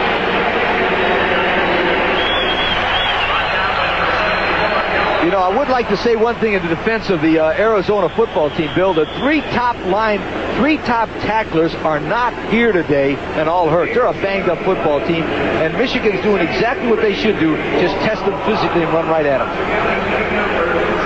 9 minutes and 35 seconds to go in the third quarter. The Panthers have a commanding 24-0 lead.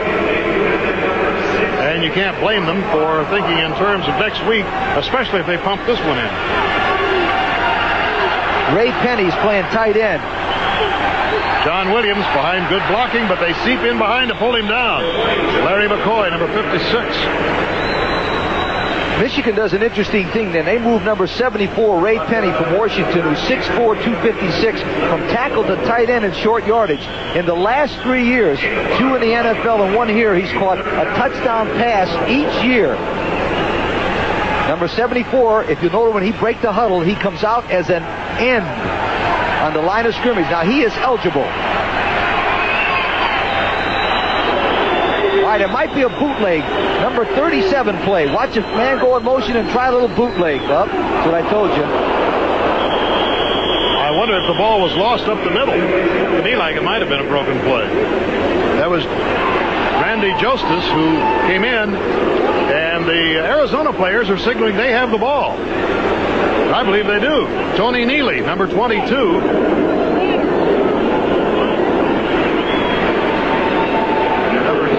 Like Lacy is hit by a lineman coming down the line of scrimmage in a slant. Yes, sir. There it is in the top of your picture. Number 99, Joseph. That was a nice play. But you notice what he did? He slanted. In other words, he came hard to the inside to stop that trap play. Then everybody goes for the ball. And 22, Tony Neely, the rookie from Arizona, comes up with it. So they are tending to Lacy, Ken Lacy, the fullback from Tulsa. And that would be a very tough loss if the Panthers should lose him by injury, looking ahead to next week. 8:29 to go in the third. We'll be back. Somewhat impressive, but they had to give up the ball at the 5-yard line, and the Wranglers will take over, breathing a sigh of relief. Believe me, there's plenty of time in this ball game for Arizona to come back. 8:29 to go here in the third quarter, and Harold Blue blasts it out for about 4 or 5 yards. Let's check in with Steve Garagiola for a moment. Well, last week in Chicago it was 130 degrees on the field. Not that situation at all here today, but it is hot down here. The problem with Ken Lacy, he is not hurt, but he is dehydrated. He's overheating. And very simply, he's a hot young football player, and he's going to sit down and take a little rest. He's not injured, though. But he limped off the field, Steve. Well, the report is that the trainers tell me he is just hot and exhausted, that his legs are not bothering him as far as an injury. Okay, I'll check up on him.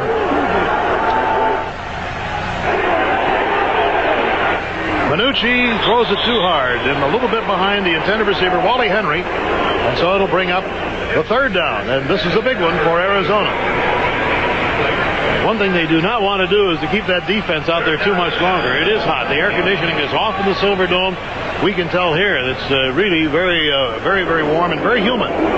This situation they got to guard against here is if they throw the ball across the middle, there might be a deflection and an interception, and they got another touchdown. Then they don't have a chance to win the game. You know, last week, Lee, that the Michigan team used 600 pounds of ice and 200 gallons of water in Chicago at that game. Manucci from nearly the end zone. He's got his man, it's Mark Keel, the tight end, out to about the 30-yard line. A little bit over, maybe. Keel caught. Canavino brought him down. Keel caught 8 passes last week against New Jersey, and he's an outstanding tight end. Now, what they try to do in this situation, you'll notice number 62 and number 50, the linebackers, they brought number 20 underneath and number 83, Keel, behind him. It's called a high-low principle. You bring one man low to track the linebackers and throw it behind his head. Boy, that was a nice play. There's a perfect picture of it, too. Well, naturally, with Andy Sedaris here.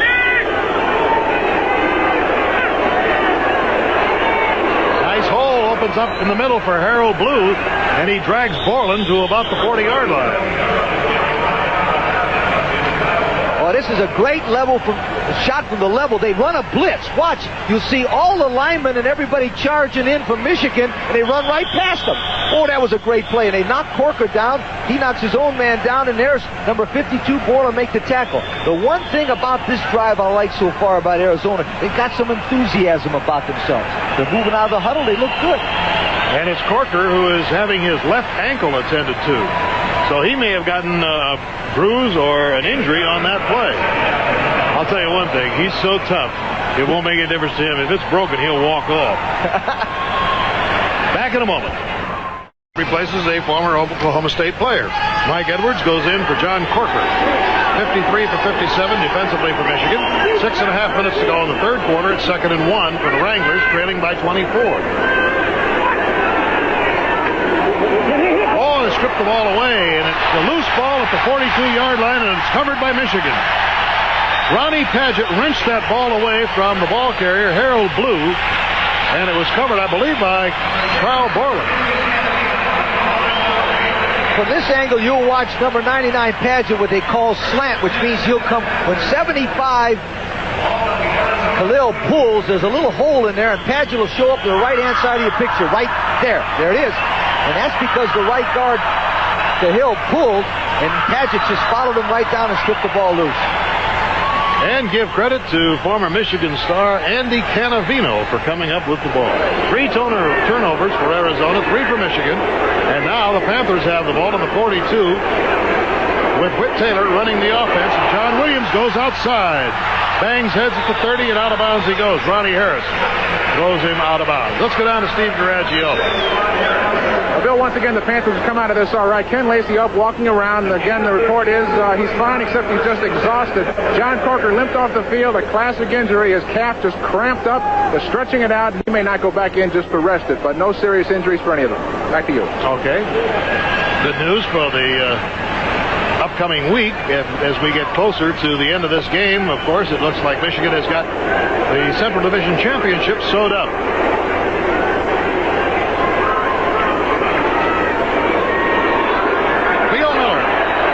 To about the 23-yard line. Excuse me, Bill. They've got 2 new offensive linemen in there. Number 75, Tony Osmond from Michigan, and Greg Fairchild from Tulsa. Yet they still come off the ball real well. They're doing a smart thing here. They got Penny and McGriff out of the ball game, rested them, putting the other guys in to let them have some playing time. That's a look at John Corker's heavily taped ankles. Look at that panther on his leg. Now he's trying to get that calf cramp out. That's what he's pounding it for. Taylor over the middle. Oh, there was a courageous catch. Jerome Scully from Western Illinois held on to that football after taking a vicious shot from behind. This is what they call a quick slant. In other words, there was a blitz on. It was an automatic 5 yards and come to the inside. Good. Now, he does one thing real good here. Now, watch him. As soon as he gets hit, he's trying to put 2 hands on the football, which is very important. Now, most of the time in this situation, they like to run the fullback off the left tackle and just let him find a hole.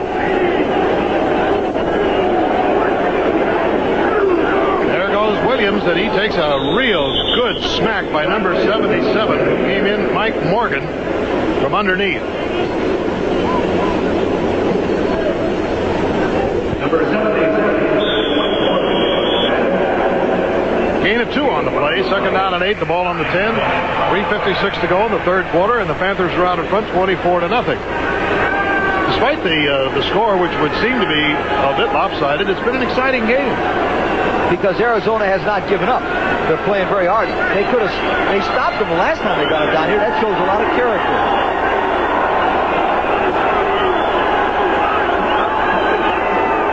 Now they swing Williams to the left, but there's nothing doing there.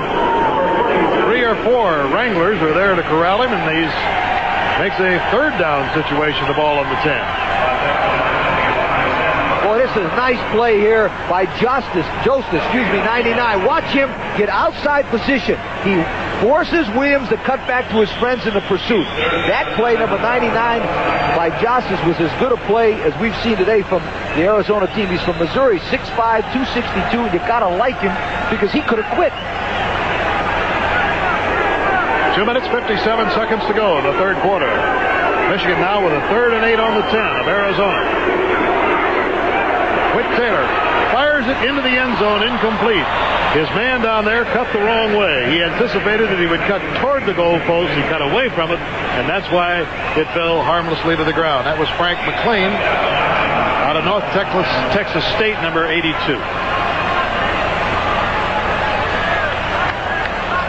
This might have been an automatic, but let the quarterback let the guy where he wants to go, and he faked the quarterback out. See what I'm talking about? And when you call a choice, the rule is this.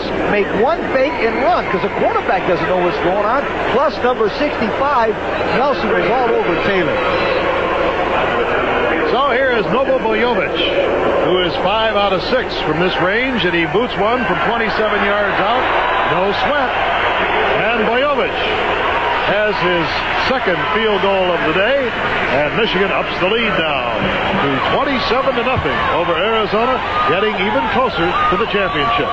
Wally Henry and Harold Blue are deployed deep. There they are. Wally Henry, number 80 on the near side.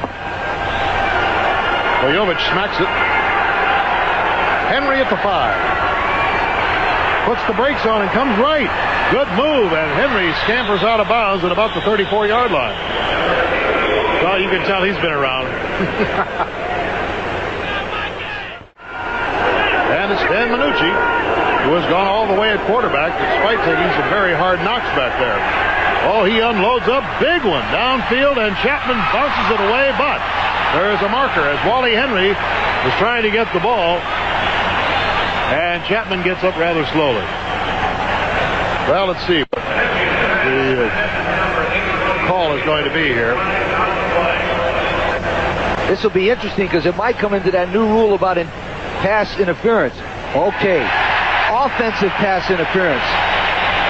That means the offensive receiver interfered with the defensive man and didn't allow him a chance to intercept it. Now you watch yourself. Okay, Chapman was going to catch it, and Henry interfered with him. That's a 10-yard penalty and a loss of down. Well, the field judge, James Anderson, didn't make any attempt to be on the fence on it. He just raced right back to the referee to tell him. So he obviously saw it happen. And Corker, again, coming over, having a little trouble with spasms in the left calf. Nothing serious, unless it happens to you. That's right. It hurts. 2:24 to go in the third. 27-0, and the Wranglers are behind. That ball, incidentally thrown by Manucci, was 55 yards in the air. This one a little shorter to Blue, and it's completed. Andy Canavino, number 62, making the stop.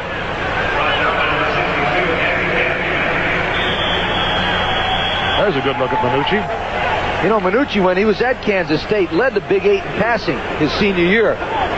He also played 2 years, or was with Buffalo in the NFL for 2 years. He actually played in 2 games. So, you know, he's a young guy. He's got a future. He's throwing the ball well, and one thing about him, you can never test him. He's courageous. I'll guarantee you, just to be back. Another good quarterback, too, and Alan Risher, former LSU star, been banged up a little bit.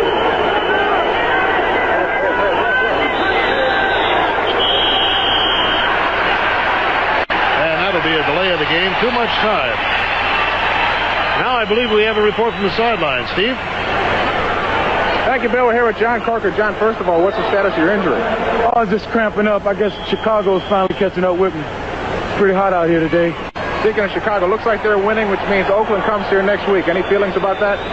Well, this was not over yet. Got another quarter here to go, but we're looking forward to a great effort at the fourth quarter here, and we'll come work on Oakland when we get there. Always a diplomat, not counting out Arizona yet. Okay, that's it. Back to you, Bill. And just in time to see a penalty marker fly on that play as Mark Keel, the intended receiver, came out. Chicago now has moved ahead of Oakland 17-0 in the third. That was illegal motion in the backfield. And Washington is leading Philadelphia 21-14. Well, how about that? The Atlantic Division champions with a great record of 15-2. And the lowly Washington team that just won its third game last week out in front of the Stars. It could be a whole new year if they get a chance to beat them. Penalty was declined by Michigan, giving a fourth down situation to Arizona. So Mike Nees checks into the lineup.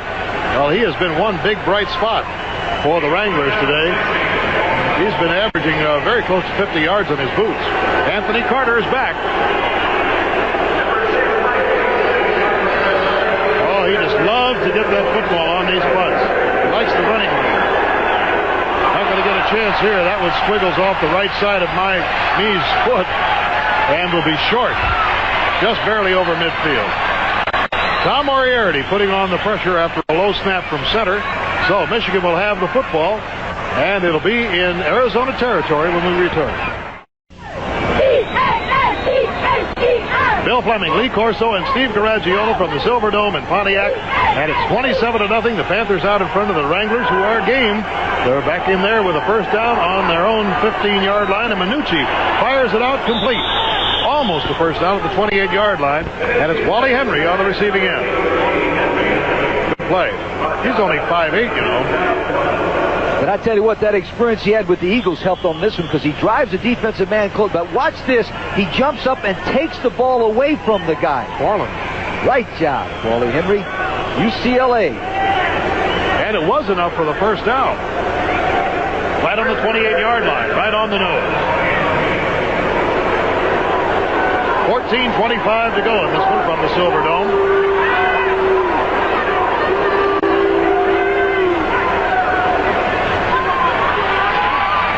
Over the middle, and he's got his man, Billy Rickman. Somersaults to about the 38-yard line. Andy Canavino making the stop on it. Third quarter stats. Interesting.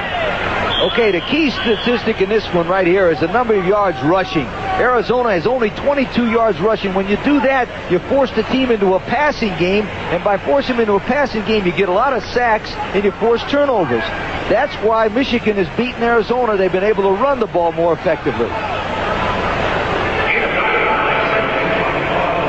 Second down and 1. Well, that's a hard one to get, too. Heavy hitting in the center of the line.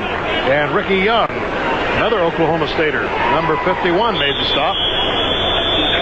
The games I've covered Michigan, I've been most impressed with all phases of their team with the up front people.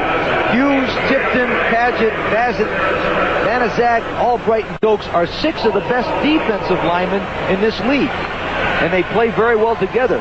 That's why they can control that passing game and running game so well. 13 minutes to go, and the Wranglers have a first down. Minucci spirals it. He's got a beautiful pattern going, and it's going to be interference. Oliver Davis got a step and a half behind Keith McGee, number 84, and that's going to be interference against the Panthers. I'll tell you why. His left hand pushed the offensive receiver in the back. If you watch as they're running, just watch his left hand, which would be right in his back in a second. You see the left hand go up there? The right hand does a great job, but that left hand did a nice little sneaky job. Sometimes you teach the guy to grab the shirt and pull it. That's a nice one. I never taught it, but some people do. Oh, Mr. Pure. Now, the rule is this. It's a 15-yard penalty and an automatic first down because it was not an intentional pass interference call. It's a judgmental call, right? Yes, exactly. Defensive pass interference number 22, first down. If it had been what they consider a penalty he did on purpose, the ball would have been down there on the 15-yard line. This penalty, this rule here, I bet you will be back in all levels of football within 2 years. I believe it. The coaches think it's very... Oh, it's a sensational rule. First down on the 45-yard line of Michigan. The Wranglers trailing by 27. And Minucci pours it over the center, and he's got it very close to another first down to Mark Keel. You know, Michigan has not shut out anybody this year. The fewest amount of points has been 7. That was twice. So the Panthers are kind of hoping that they can keep that goose egg up there.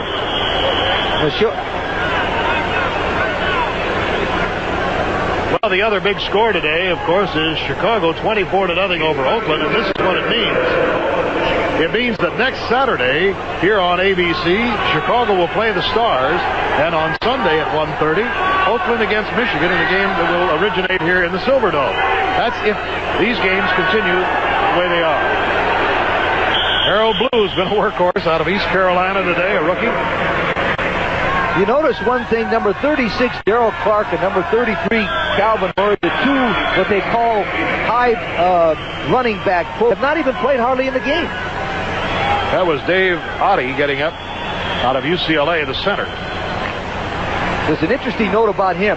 He participates in rodeo, which makes him the first legitimate Wrangler. Good point.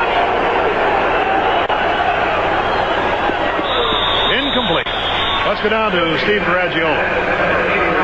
Thank you, Bill. Last week, quarterback Bobby Hebert separated shoulder against Chicago. You got cracked ribs, a sore left wrist. You got to be glad just to sit down and take a rest. Yeah, well, I'm really glad. We came out and jumped on him quick to where I could sit out the second half, so I can get ready for next week. But it's just more aggravating injury now than anything. It's just a first-degree separation to where I don't think it's any worse when I got hit in the first half. It's just, just more aggravating. I just think it'll take time to heal. But, when you got 2 games left, that we aiming for the playoffs, there's no time for injury. It looks like next week it's going to be Oakland. Any special feelings there? Well, I'm sure glad we're playing home. I'd rather play at home than going to Philadelphia. So I'm just excited about that. Okay, thank you, Barry. Back to you, Bill. All right, Manucci just misses on a pass to Mark Keel, cutting across. That brings up a 4th down for the Wranglers. Mike Edwards covering on the play. Well, they've got to go for it because obviously they're trying to win the ball game. They will not kick a field goal. They'll try to probably throw some kind of a tight end hook pass. The most effective play they've had is having that tight end, Keel, hook in the middle or outside and trying to get the ball to him. That gentleman right there, number 83.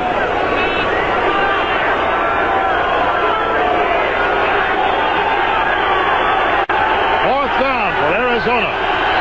11 and a half minutes to go in the ball game. They're down by 27 points. A long, lob pass down the sidelines is caught out of bounds. Incomplete.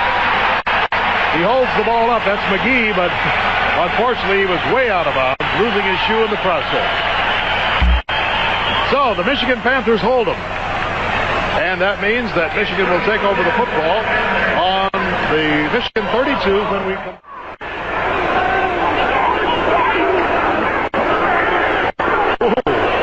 Pretty strong hit on Cleo Miller. Number 65 was Bob Nelson, who's been very much in evidence this afternoon as the nose tackle from Miami of Florida. Now watch the signals. There's the throat and the grasp in the lower extremities, which is that would be, I believe, a 48. So what is a 48? James XC choice. Meaning the wideouts are going to run anywhere they want to and get open. So he throws it to the tight end. Tight end, Mike Cobb.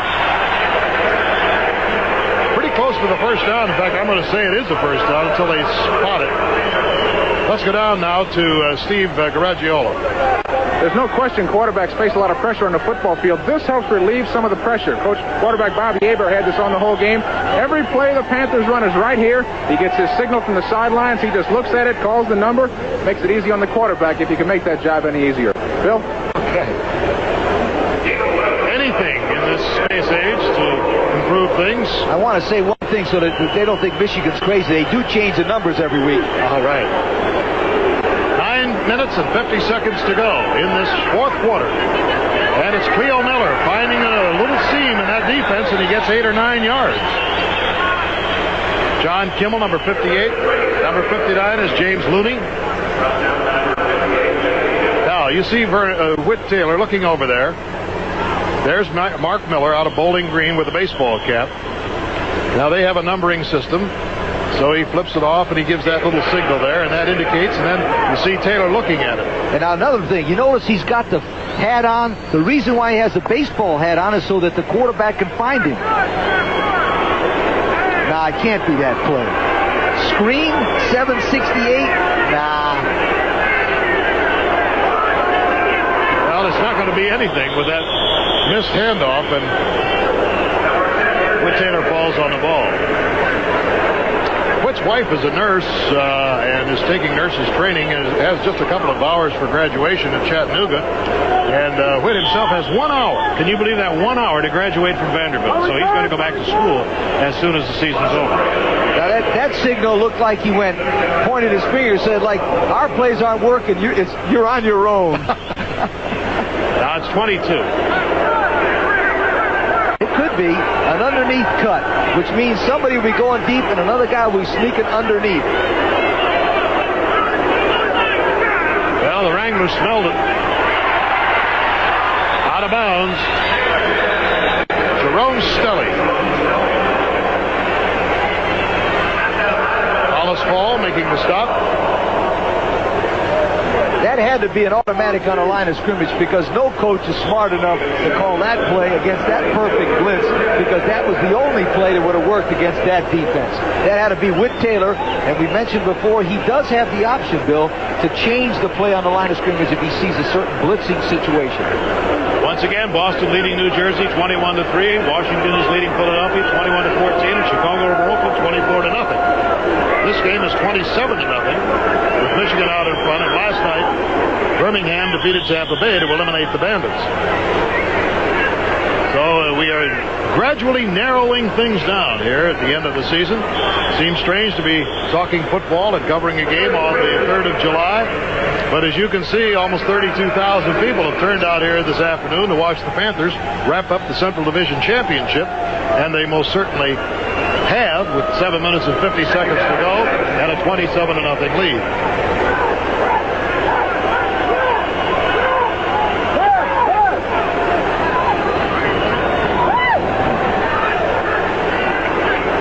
Handoff goes to Cleo Miller. He is hog-tied right there. James Looney, number 59, tries to help him up. Former Boilermaker.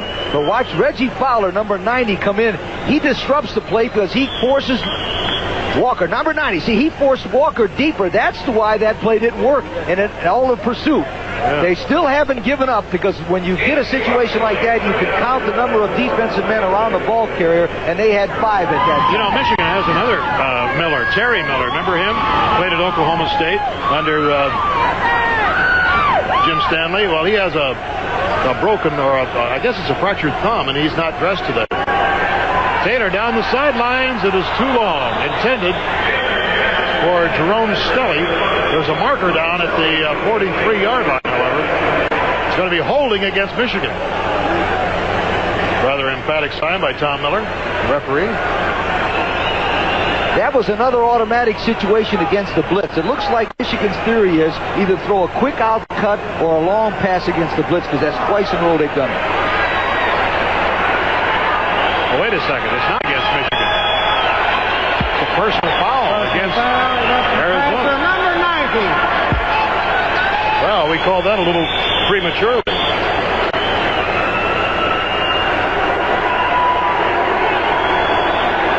Number 90, the guilty party there, but I'll tell you, Fowler's played a great game. Reggie Fowler out of Wyoming. Been very aggressive.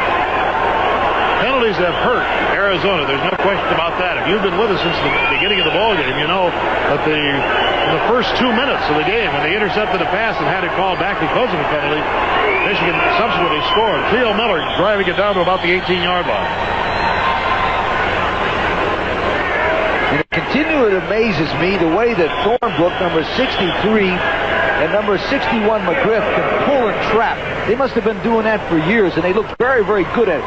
Trapping is a very, very good thing against a defense that has hard-charging linemen because you invite them in and then trap them.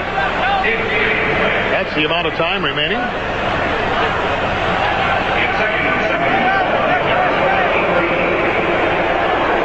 All right, play 37 means he's going to boot right with the Z get open.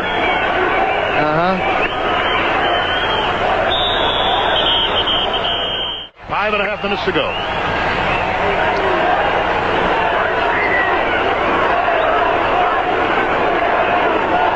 Big hole for John Williams. Look out, he may go. He goes right into the corner and scores a touchdown for Michigan. John Williams, the rookie out of Wisconsin, blasted in from 15 yards out. We get a shot to watch this bow time. Now watch the guards.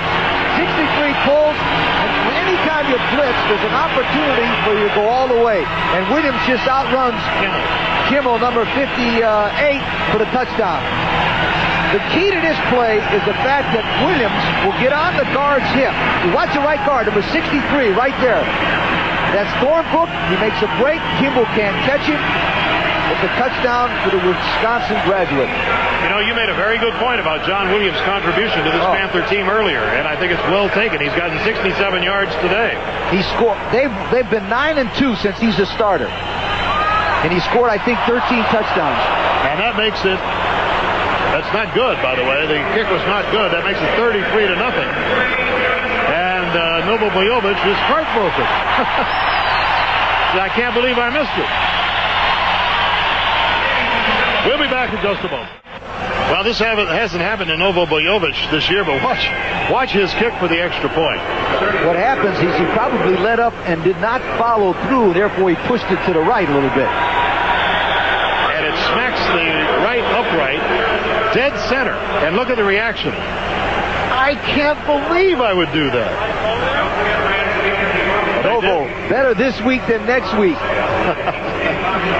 Well, he just bangs that kickoff into the end zone. No return on it. So, Arizona takes over on the 20. 5 minutes and 16 seconds to go. And they have just announced now to this crowd that the tickets for the playoff are going on sale right after this game. So I guess with 33 points up, they feel it is very safe to say that Michigan will be back here a week from today against the Oakland Invaders. To the screen, no place to go. Nobody to catch the ball. Good scoring drive with a lot of balance on the last one. And Williams had just enough speed to go the last 15 yards on a breakaway run. He took the place in that one series I was talking about against Chicago when I was here of Cleo Miller. No rap on Miller, but he's much quicker than Miller, and therefore he added another dimension to this attack. Well, Say Yes to the Michigan Panthers is just a play on the Say Yes to Michigan's theme. The Chamber of Commerce of the state of Michigan has had in effect for tourism for this past year. Not only tourism, but industrialism and so forth. But the fans certainly turned out strong to say yes to their Panthers today. Nearly 32,000 on hand. Flowers is trying to stay with inside. The ball is rushed by the quarterback because he's just going to get hit by Banaszak. I would like to say something about the offensive line. They have 4 legitimate rookies playing for the Arizona Wranglers on offense, and the defensive line of the Michigan Panthers, like Banaszak, played 8 years for the Pittsburgh Steelers. So when Banaszak's gone, Strode will still be there.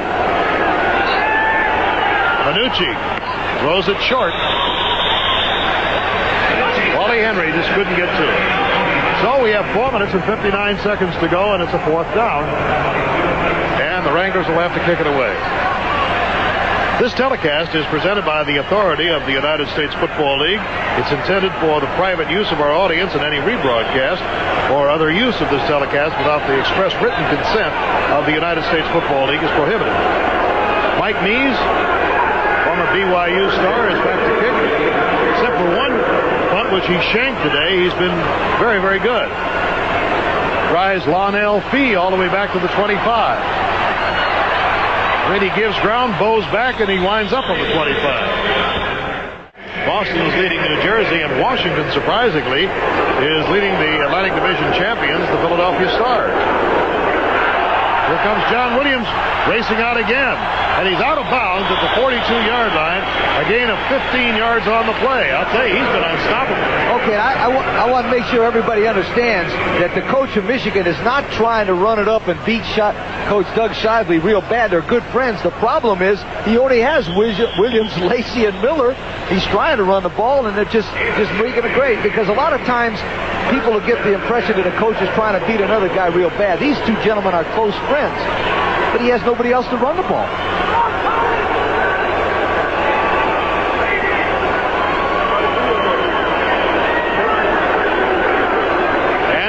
Takes it to the opposite side, but this time he's collared. Sam Norris, number 55, got a hand behind him and pulled him down. Boy, you know, Sam is just exhausted.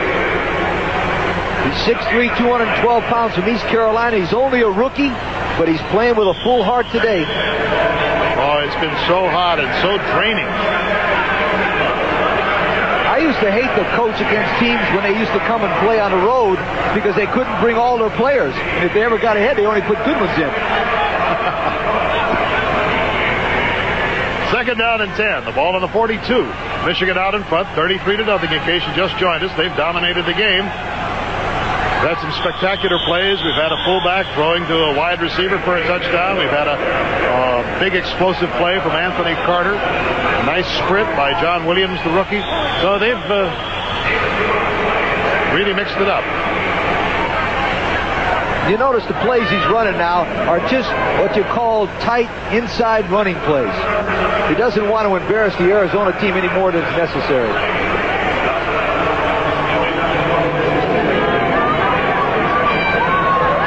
This was the second largest crowd of the year. 32.8 was the biggest crowd for Michigan. 31.9 today. They played about 200,000 here in 9 days. And Cleo Miller is close to a first down at the 48-yard line.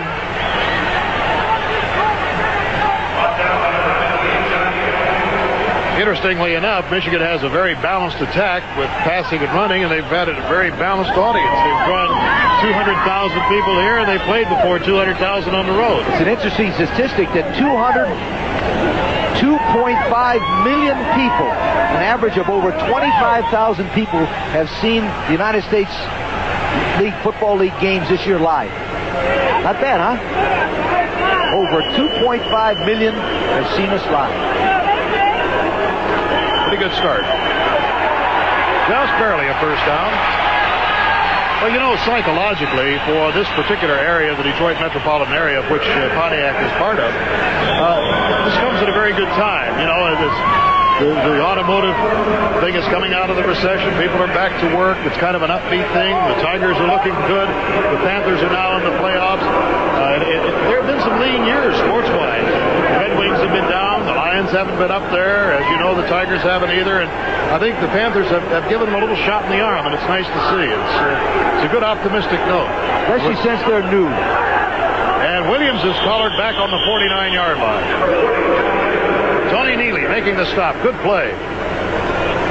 Neely is the strong safety. They finally added another man to try to stop this play. It's the basic play. He's got the ball in the right hand, except Neely right now makes penetration. The reason why Neely's up there is that you and I and Neely and everybody else and his aunts know they're not going to throw the ball, so why mess around in the secondary, right? Get up there and get some action. And we've reached the 2-minute mark here. As Jim Stanley is being merciful here, just keeping the ball on the ground, letting the time run out, and we'll be back. Particularly thank Bill Friel and Jay Hill, who have helped us out most of the season in the booth. Bill Friel in his 28th year, I believe, with me on spotting, and Jay Hill contributing to us on the statistical end this year, and we appreciate all of their help. 33-0, Michigan out in front. We have 2 minutes to go.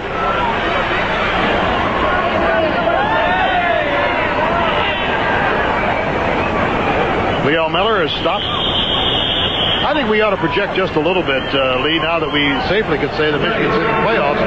You've seen Oakland, you've seen Michigan. How would you...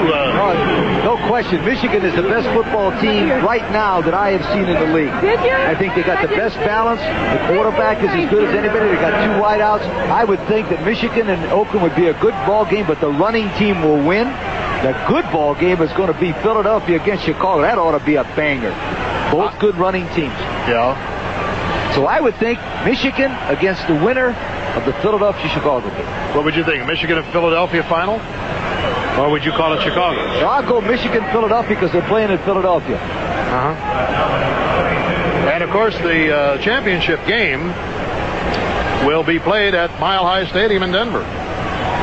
They had an interesting story. George Puskas in the Detroit Free Press today. Somebody had written in saying, what are they going to call it? What are they going to call the championship game? And he suggested they call it the Duper game. So that if the two leagues, the National Football League and the USFL, ever combined, they could have a Super Duper game. I wish I'd have thought about that. That's good. 4th and 5.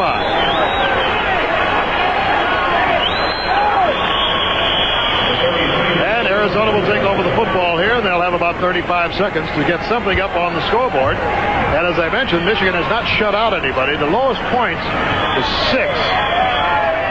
Streamers and paper cups and what have you to show their appreciation of the Michigan Panthers. We only have 36 seconds to go, and the Wranglers will have the football, and they're down 33-0. There's Bobby Hebert on the left, Jim Stanley talking with John Williams and congratulating him. That's Alfred Taubman there on the left, the owner of the team with the dark glasses on, very much involved. Despite of his many business activities, manages to squeeze a few hours a week, I should say, away to come down and enjoy this team that he has brought to Michigan. very proud of the team. He goes to the dressing room, and I think we're going to be going in there also today. Steve Garagiola has broken from his position on the sideline, and I think we'll have an opportunity maybe to hear some of the reactions of some of the players who have made it to the finals or made it to the final playoffs of the United States Football League. Nothing there.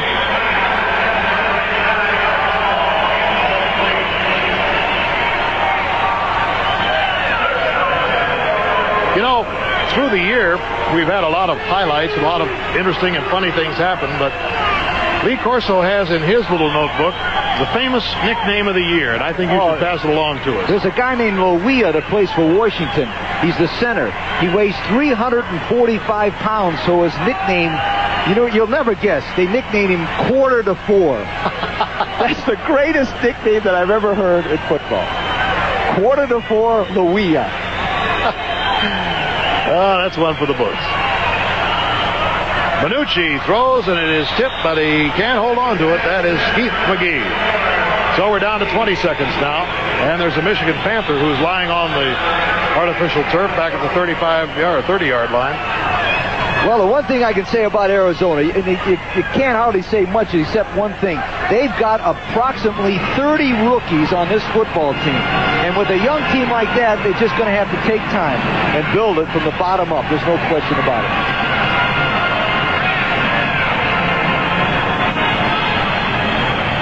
Well, there's a lot of happiness on that sideline.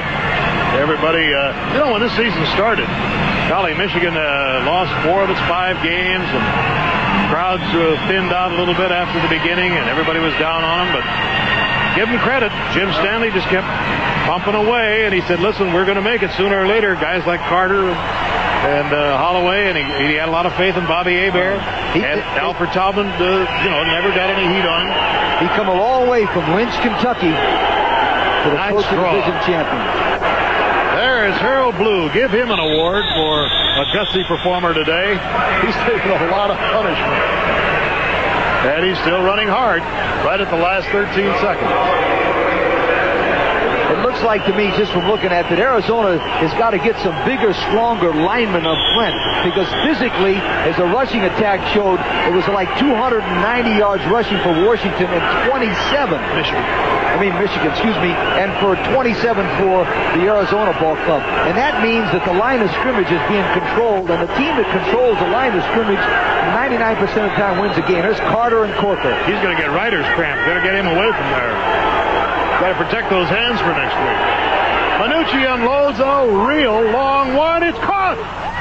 Fantastic pass. It must have gone 60 yards in the air. It's a touchdown. Wally Henry on a sprint down the sideline, and Manucci unloaded a 52-yarder to it. And they avoided a shutout. Can you believe that? Great.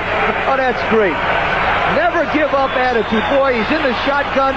Manucci steps back and throws this thing as far as he can, and Henry makes the catch. You talk about a class act. Never gave up, and they scored, and at least they weren't the only team that gets shut out. Well, Wally Henry won a Rose Bowl for Dick Vermeil and UCLA, and I believe it was against Ohio State. And they're going to go for 2. They've got 6 of 9 attempts for 2-point plays. So with 5 seconds to go, Manucci unloaded the big one, and it was Wally Henry on the dead run who caught it from the TD. You might wonder why they're going for 2. The score is 33-6, and the coach has probably got 1 in the team pool. So he's trying to get 33-8. Well, they have to run this one over again. Now they're going to go for 1. Phil Denfield is the kicker on the team, but somebody moved. Apparently the center moved. So Phil Denfield will try the point. The kicking coach must have 0 in the team pool. That's Manucci who's holding. Denfield puts it squarely through, and we have a 33-7 ball game. 5 seconds to go. Henry will just go into the outside and then just start running. I mean, there are no faking anybody. When it's only 5 seconds to go to the game, there's no hook and go stuff. You just run down the field. And number 26, Albert Gray from Weber State, a rookie, got beat. He was just activated for this game because they lost that real good Osborne defensive back. All right, kid. See that? There's Minucci right next to him, number 12. I tell you what, that to me is why I love being a football coach. That moment right there, you get beat, but you never give up.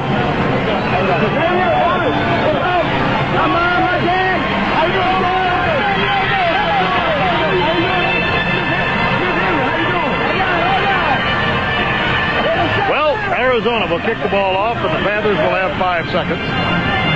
Phil Denfield tees it up.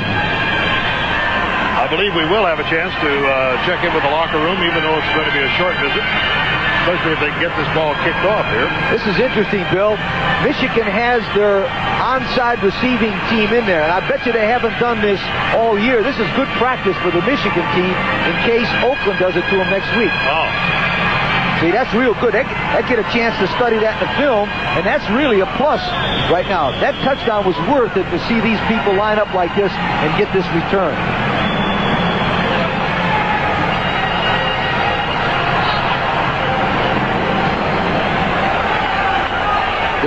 There's 8 men within 5 yards from the 45 to the 50. Right there. That's their onside receiving team, and they're going to get to practice this for the first time this year. And it's blocked. Michigan has the ball on the 41 despite a flag. They were offside on the kick. But the time runs out. Michigan will decline the penalty, and Jim Stanley walks off the field with a 12-6 total record for the season.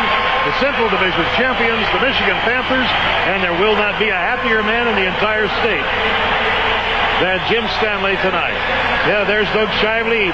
Gives him a hug, the opposing coach. Nice moment. Yeah, now Shively worked 6 years with Atlanta as a linebacker coach, and Jim Stanley joined him. They're good friends. And I tell you what, nobody in the world could have coached the Arizona team today and beat Jim Stanley's Michigan team. They were that much better than Arizona. Well, Jim Stanley will work his way through the crowd to the dressing room to be joined by the heroes of today's game, Bobby Hebert, Anthony Carter, Johnny Williams, certainly Derek Holloway, and all those defensive and offensive linemen. Give credit to them. Well, you know, I mentioned this before, but it's an interesting story. On April the 17th, they were 1-4, and John Williams came in. I remember the spot, and they really helped them. And there are things going on in the locker room. There's Big John Corker. I don't know whether Steve Garagiola can hear us or not, but Steve, over to you if you do. Bill, I can hear you. AC, turn around. I got Anthony Carter. Anthony, the team was 1-4. Was there ever a dream that this moment was impossible? Well, I tell you, with the best guys that we had on the team, I never did thought we was going to give up because I came from a winning program, and I know things were going to get better because things started out a little slow for myself because I wasn't down in Daytona, but right now, it's a great moment. You've been to the Rose Bowl. We're talking a pro championship now. Hey, that's better than nothing. That's better than nothing, Steve. I tell you that. I can't argue with the big fella either. We're having fun down here, Bill.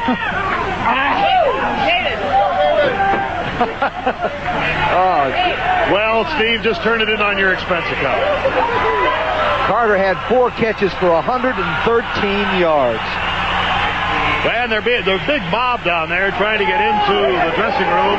John Corker, don't whoop it up too much, fellas. You got one big game to play, and then another one if you win that one. So there's 2 games, if you figure it that way, left in the season. Yeah, but I tell you what, they're not going to think about that Oakland game until tomorrow. But I tell you who is. Jim Stanley and his staff will be in the meeting room tonight by 8 o'clock. Really? Yes, sir. They'll have all the Oakland films almost already broken down because they can't afford this celebration. They got to get ready. There's John Corker. Hey, baby, this ain't real. 1-4, no more. The cat's on the 1. Yeah. I wouldn't want to face old John even now. Let me tell you, Muhammad Ali never had better run than 1-4, no more. Now Now they're going to try to take the goalposts down, and I hope they don't get them because they've got to play a game here a week from today. But it gives you an idea of the kind of enthusiasm that's been pent up here in this state of Michigan, hoping for a champion, and I believe they're going to get the doggone goalposts off and down. You figure that over 2.5 million people have seen this league in the first year in person, and look at that crowd. I don't care if it's July or November. What the hell's the difference? I mean, the goalpost still comes down the right same way, doesn't it? Well, it's been fun covering the action, and let me remind you, next Sunday, it'll be Michigan and Oakland. You'll see it here on ABC at 1:30. The executive producer of ABC Sports is Will Arnold. Today's coverage of the Arizona Wranglers. The Michigan Panthers game was produced by Ned Simon, directed by Andy Sedaris. Technical director, Gina Fronting. Associate director, Jack Graham. This is Bill Fleming along with Lee Corso and Steve Garagiola saying so long from the Silver Dome in Pontiac, Michigan. Stay tuned next for the National Sports Festival. Remember to be with us again next Saturday and Sunday for more exciting USFL playoff action. Saturday it'll be Philadelphia and Chicago. Sunday it'll be Michigan and Oakland. This ABC Sports exclusive has been brought to you by Chevrolet. Chevrolet is USA 1, and USA 1 is taking charge by Budweiser White. The best never comes easy. That's why there's nothing else like it. Travel arrangements made through and a promotional fee paid by United Airlines. United flies more top business centers with 3-class Royal Pacific service. This has been a presentation of ABC Sports.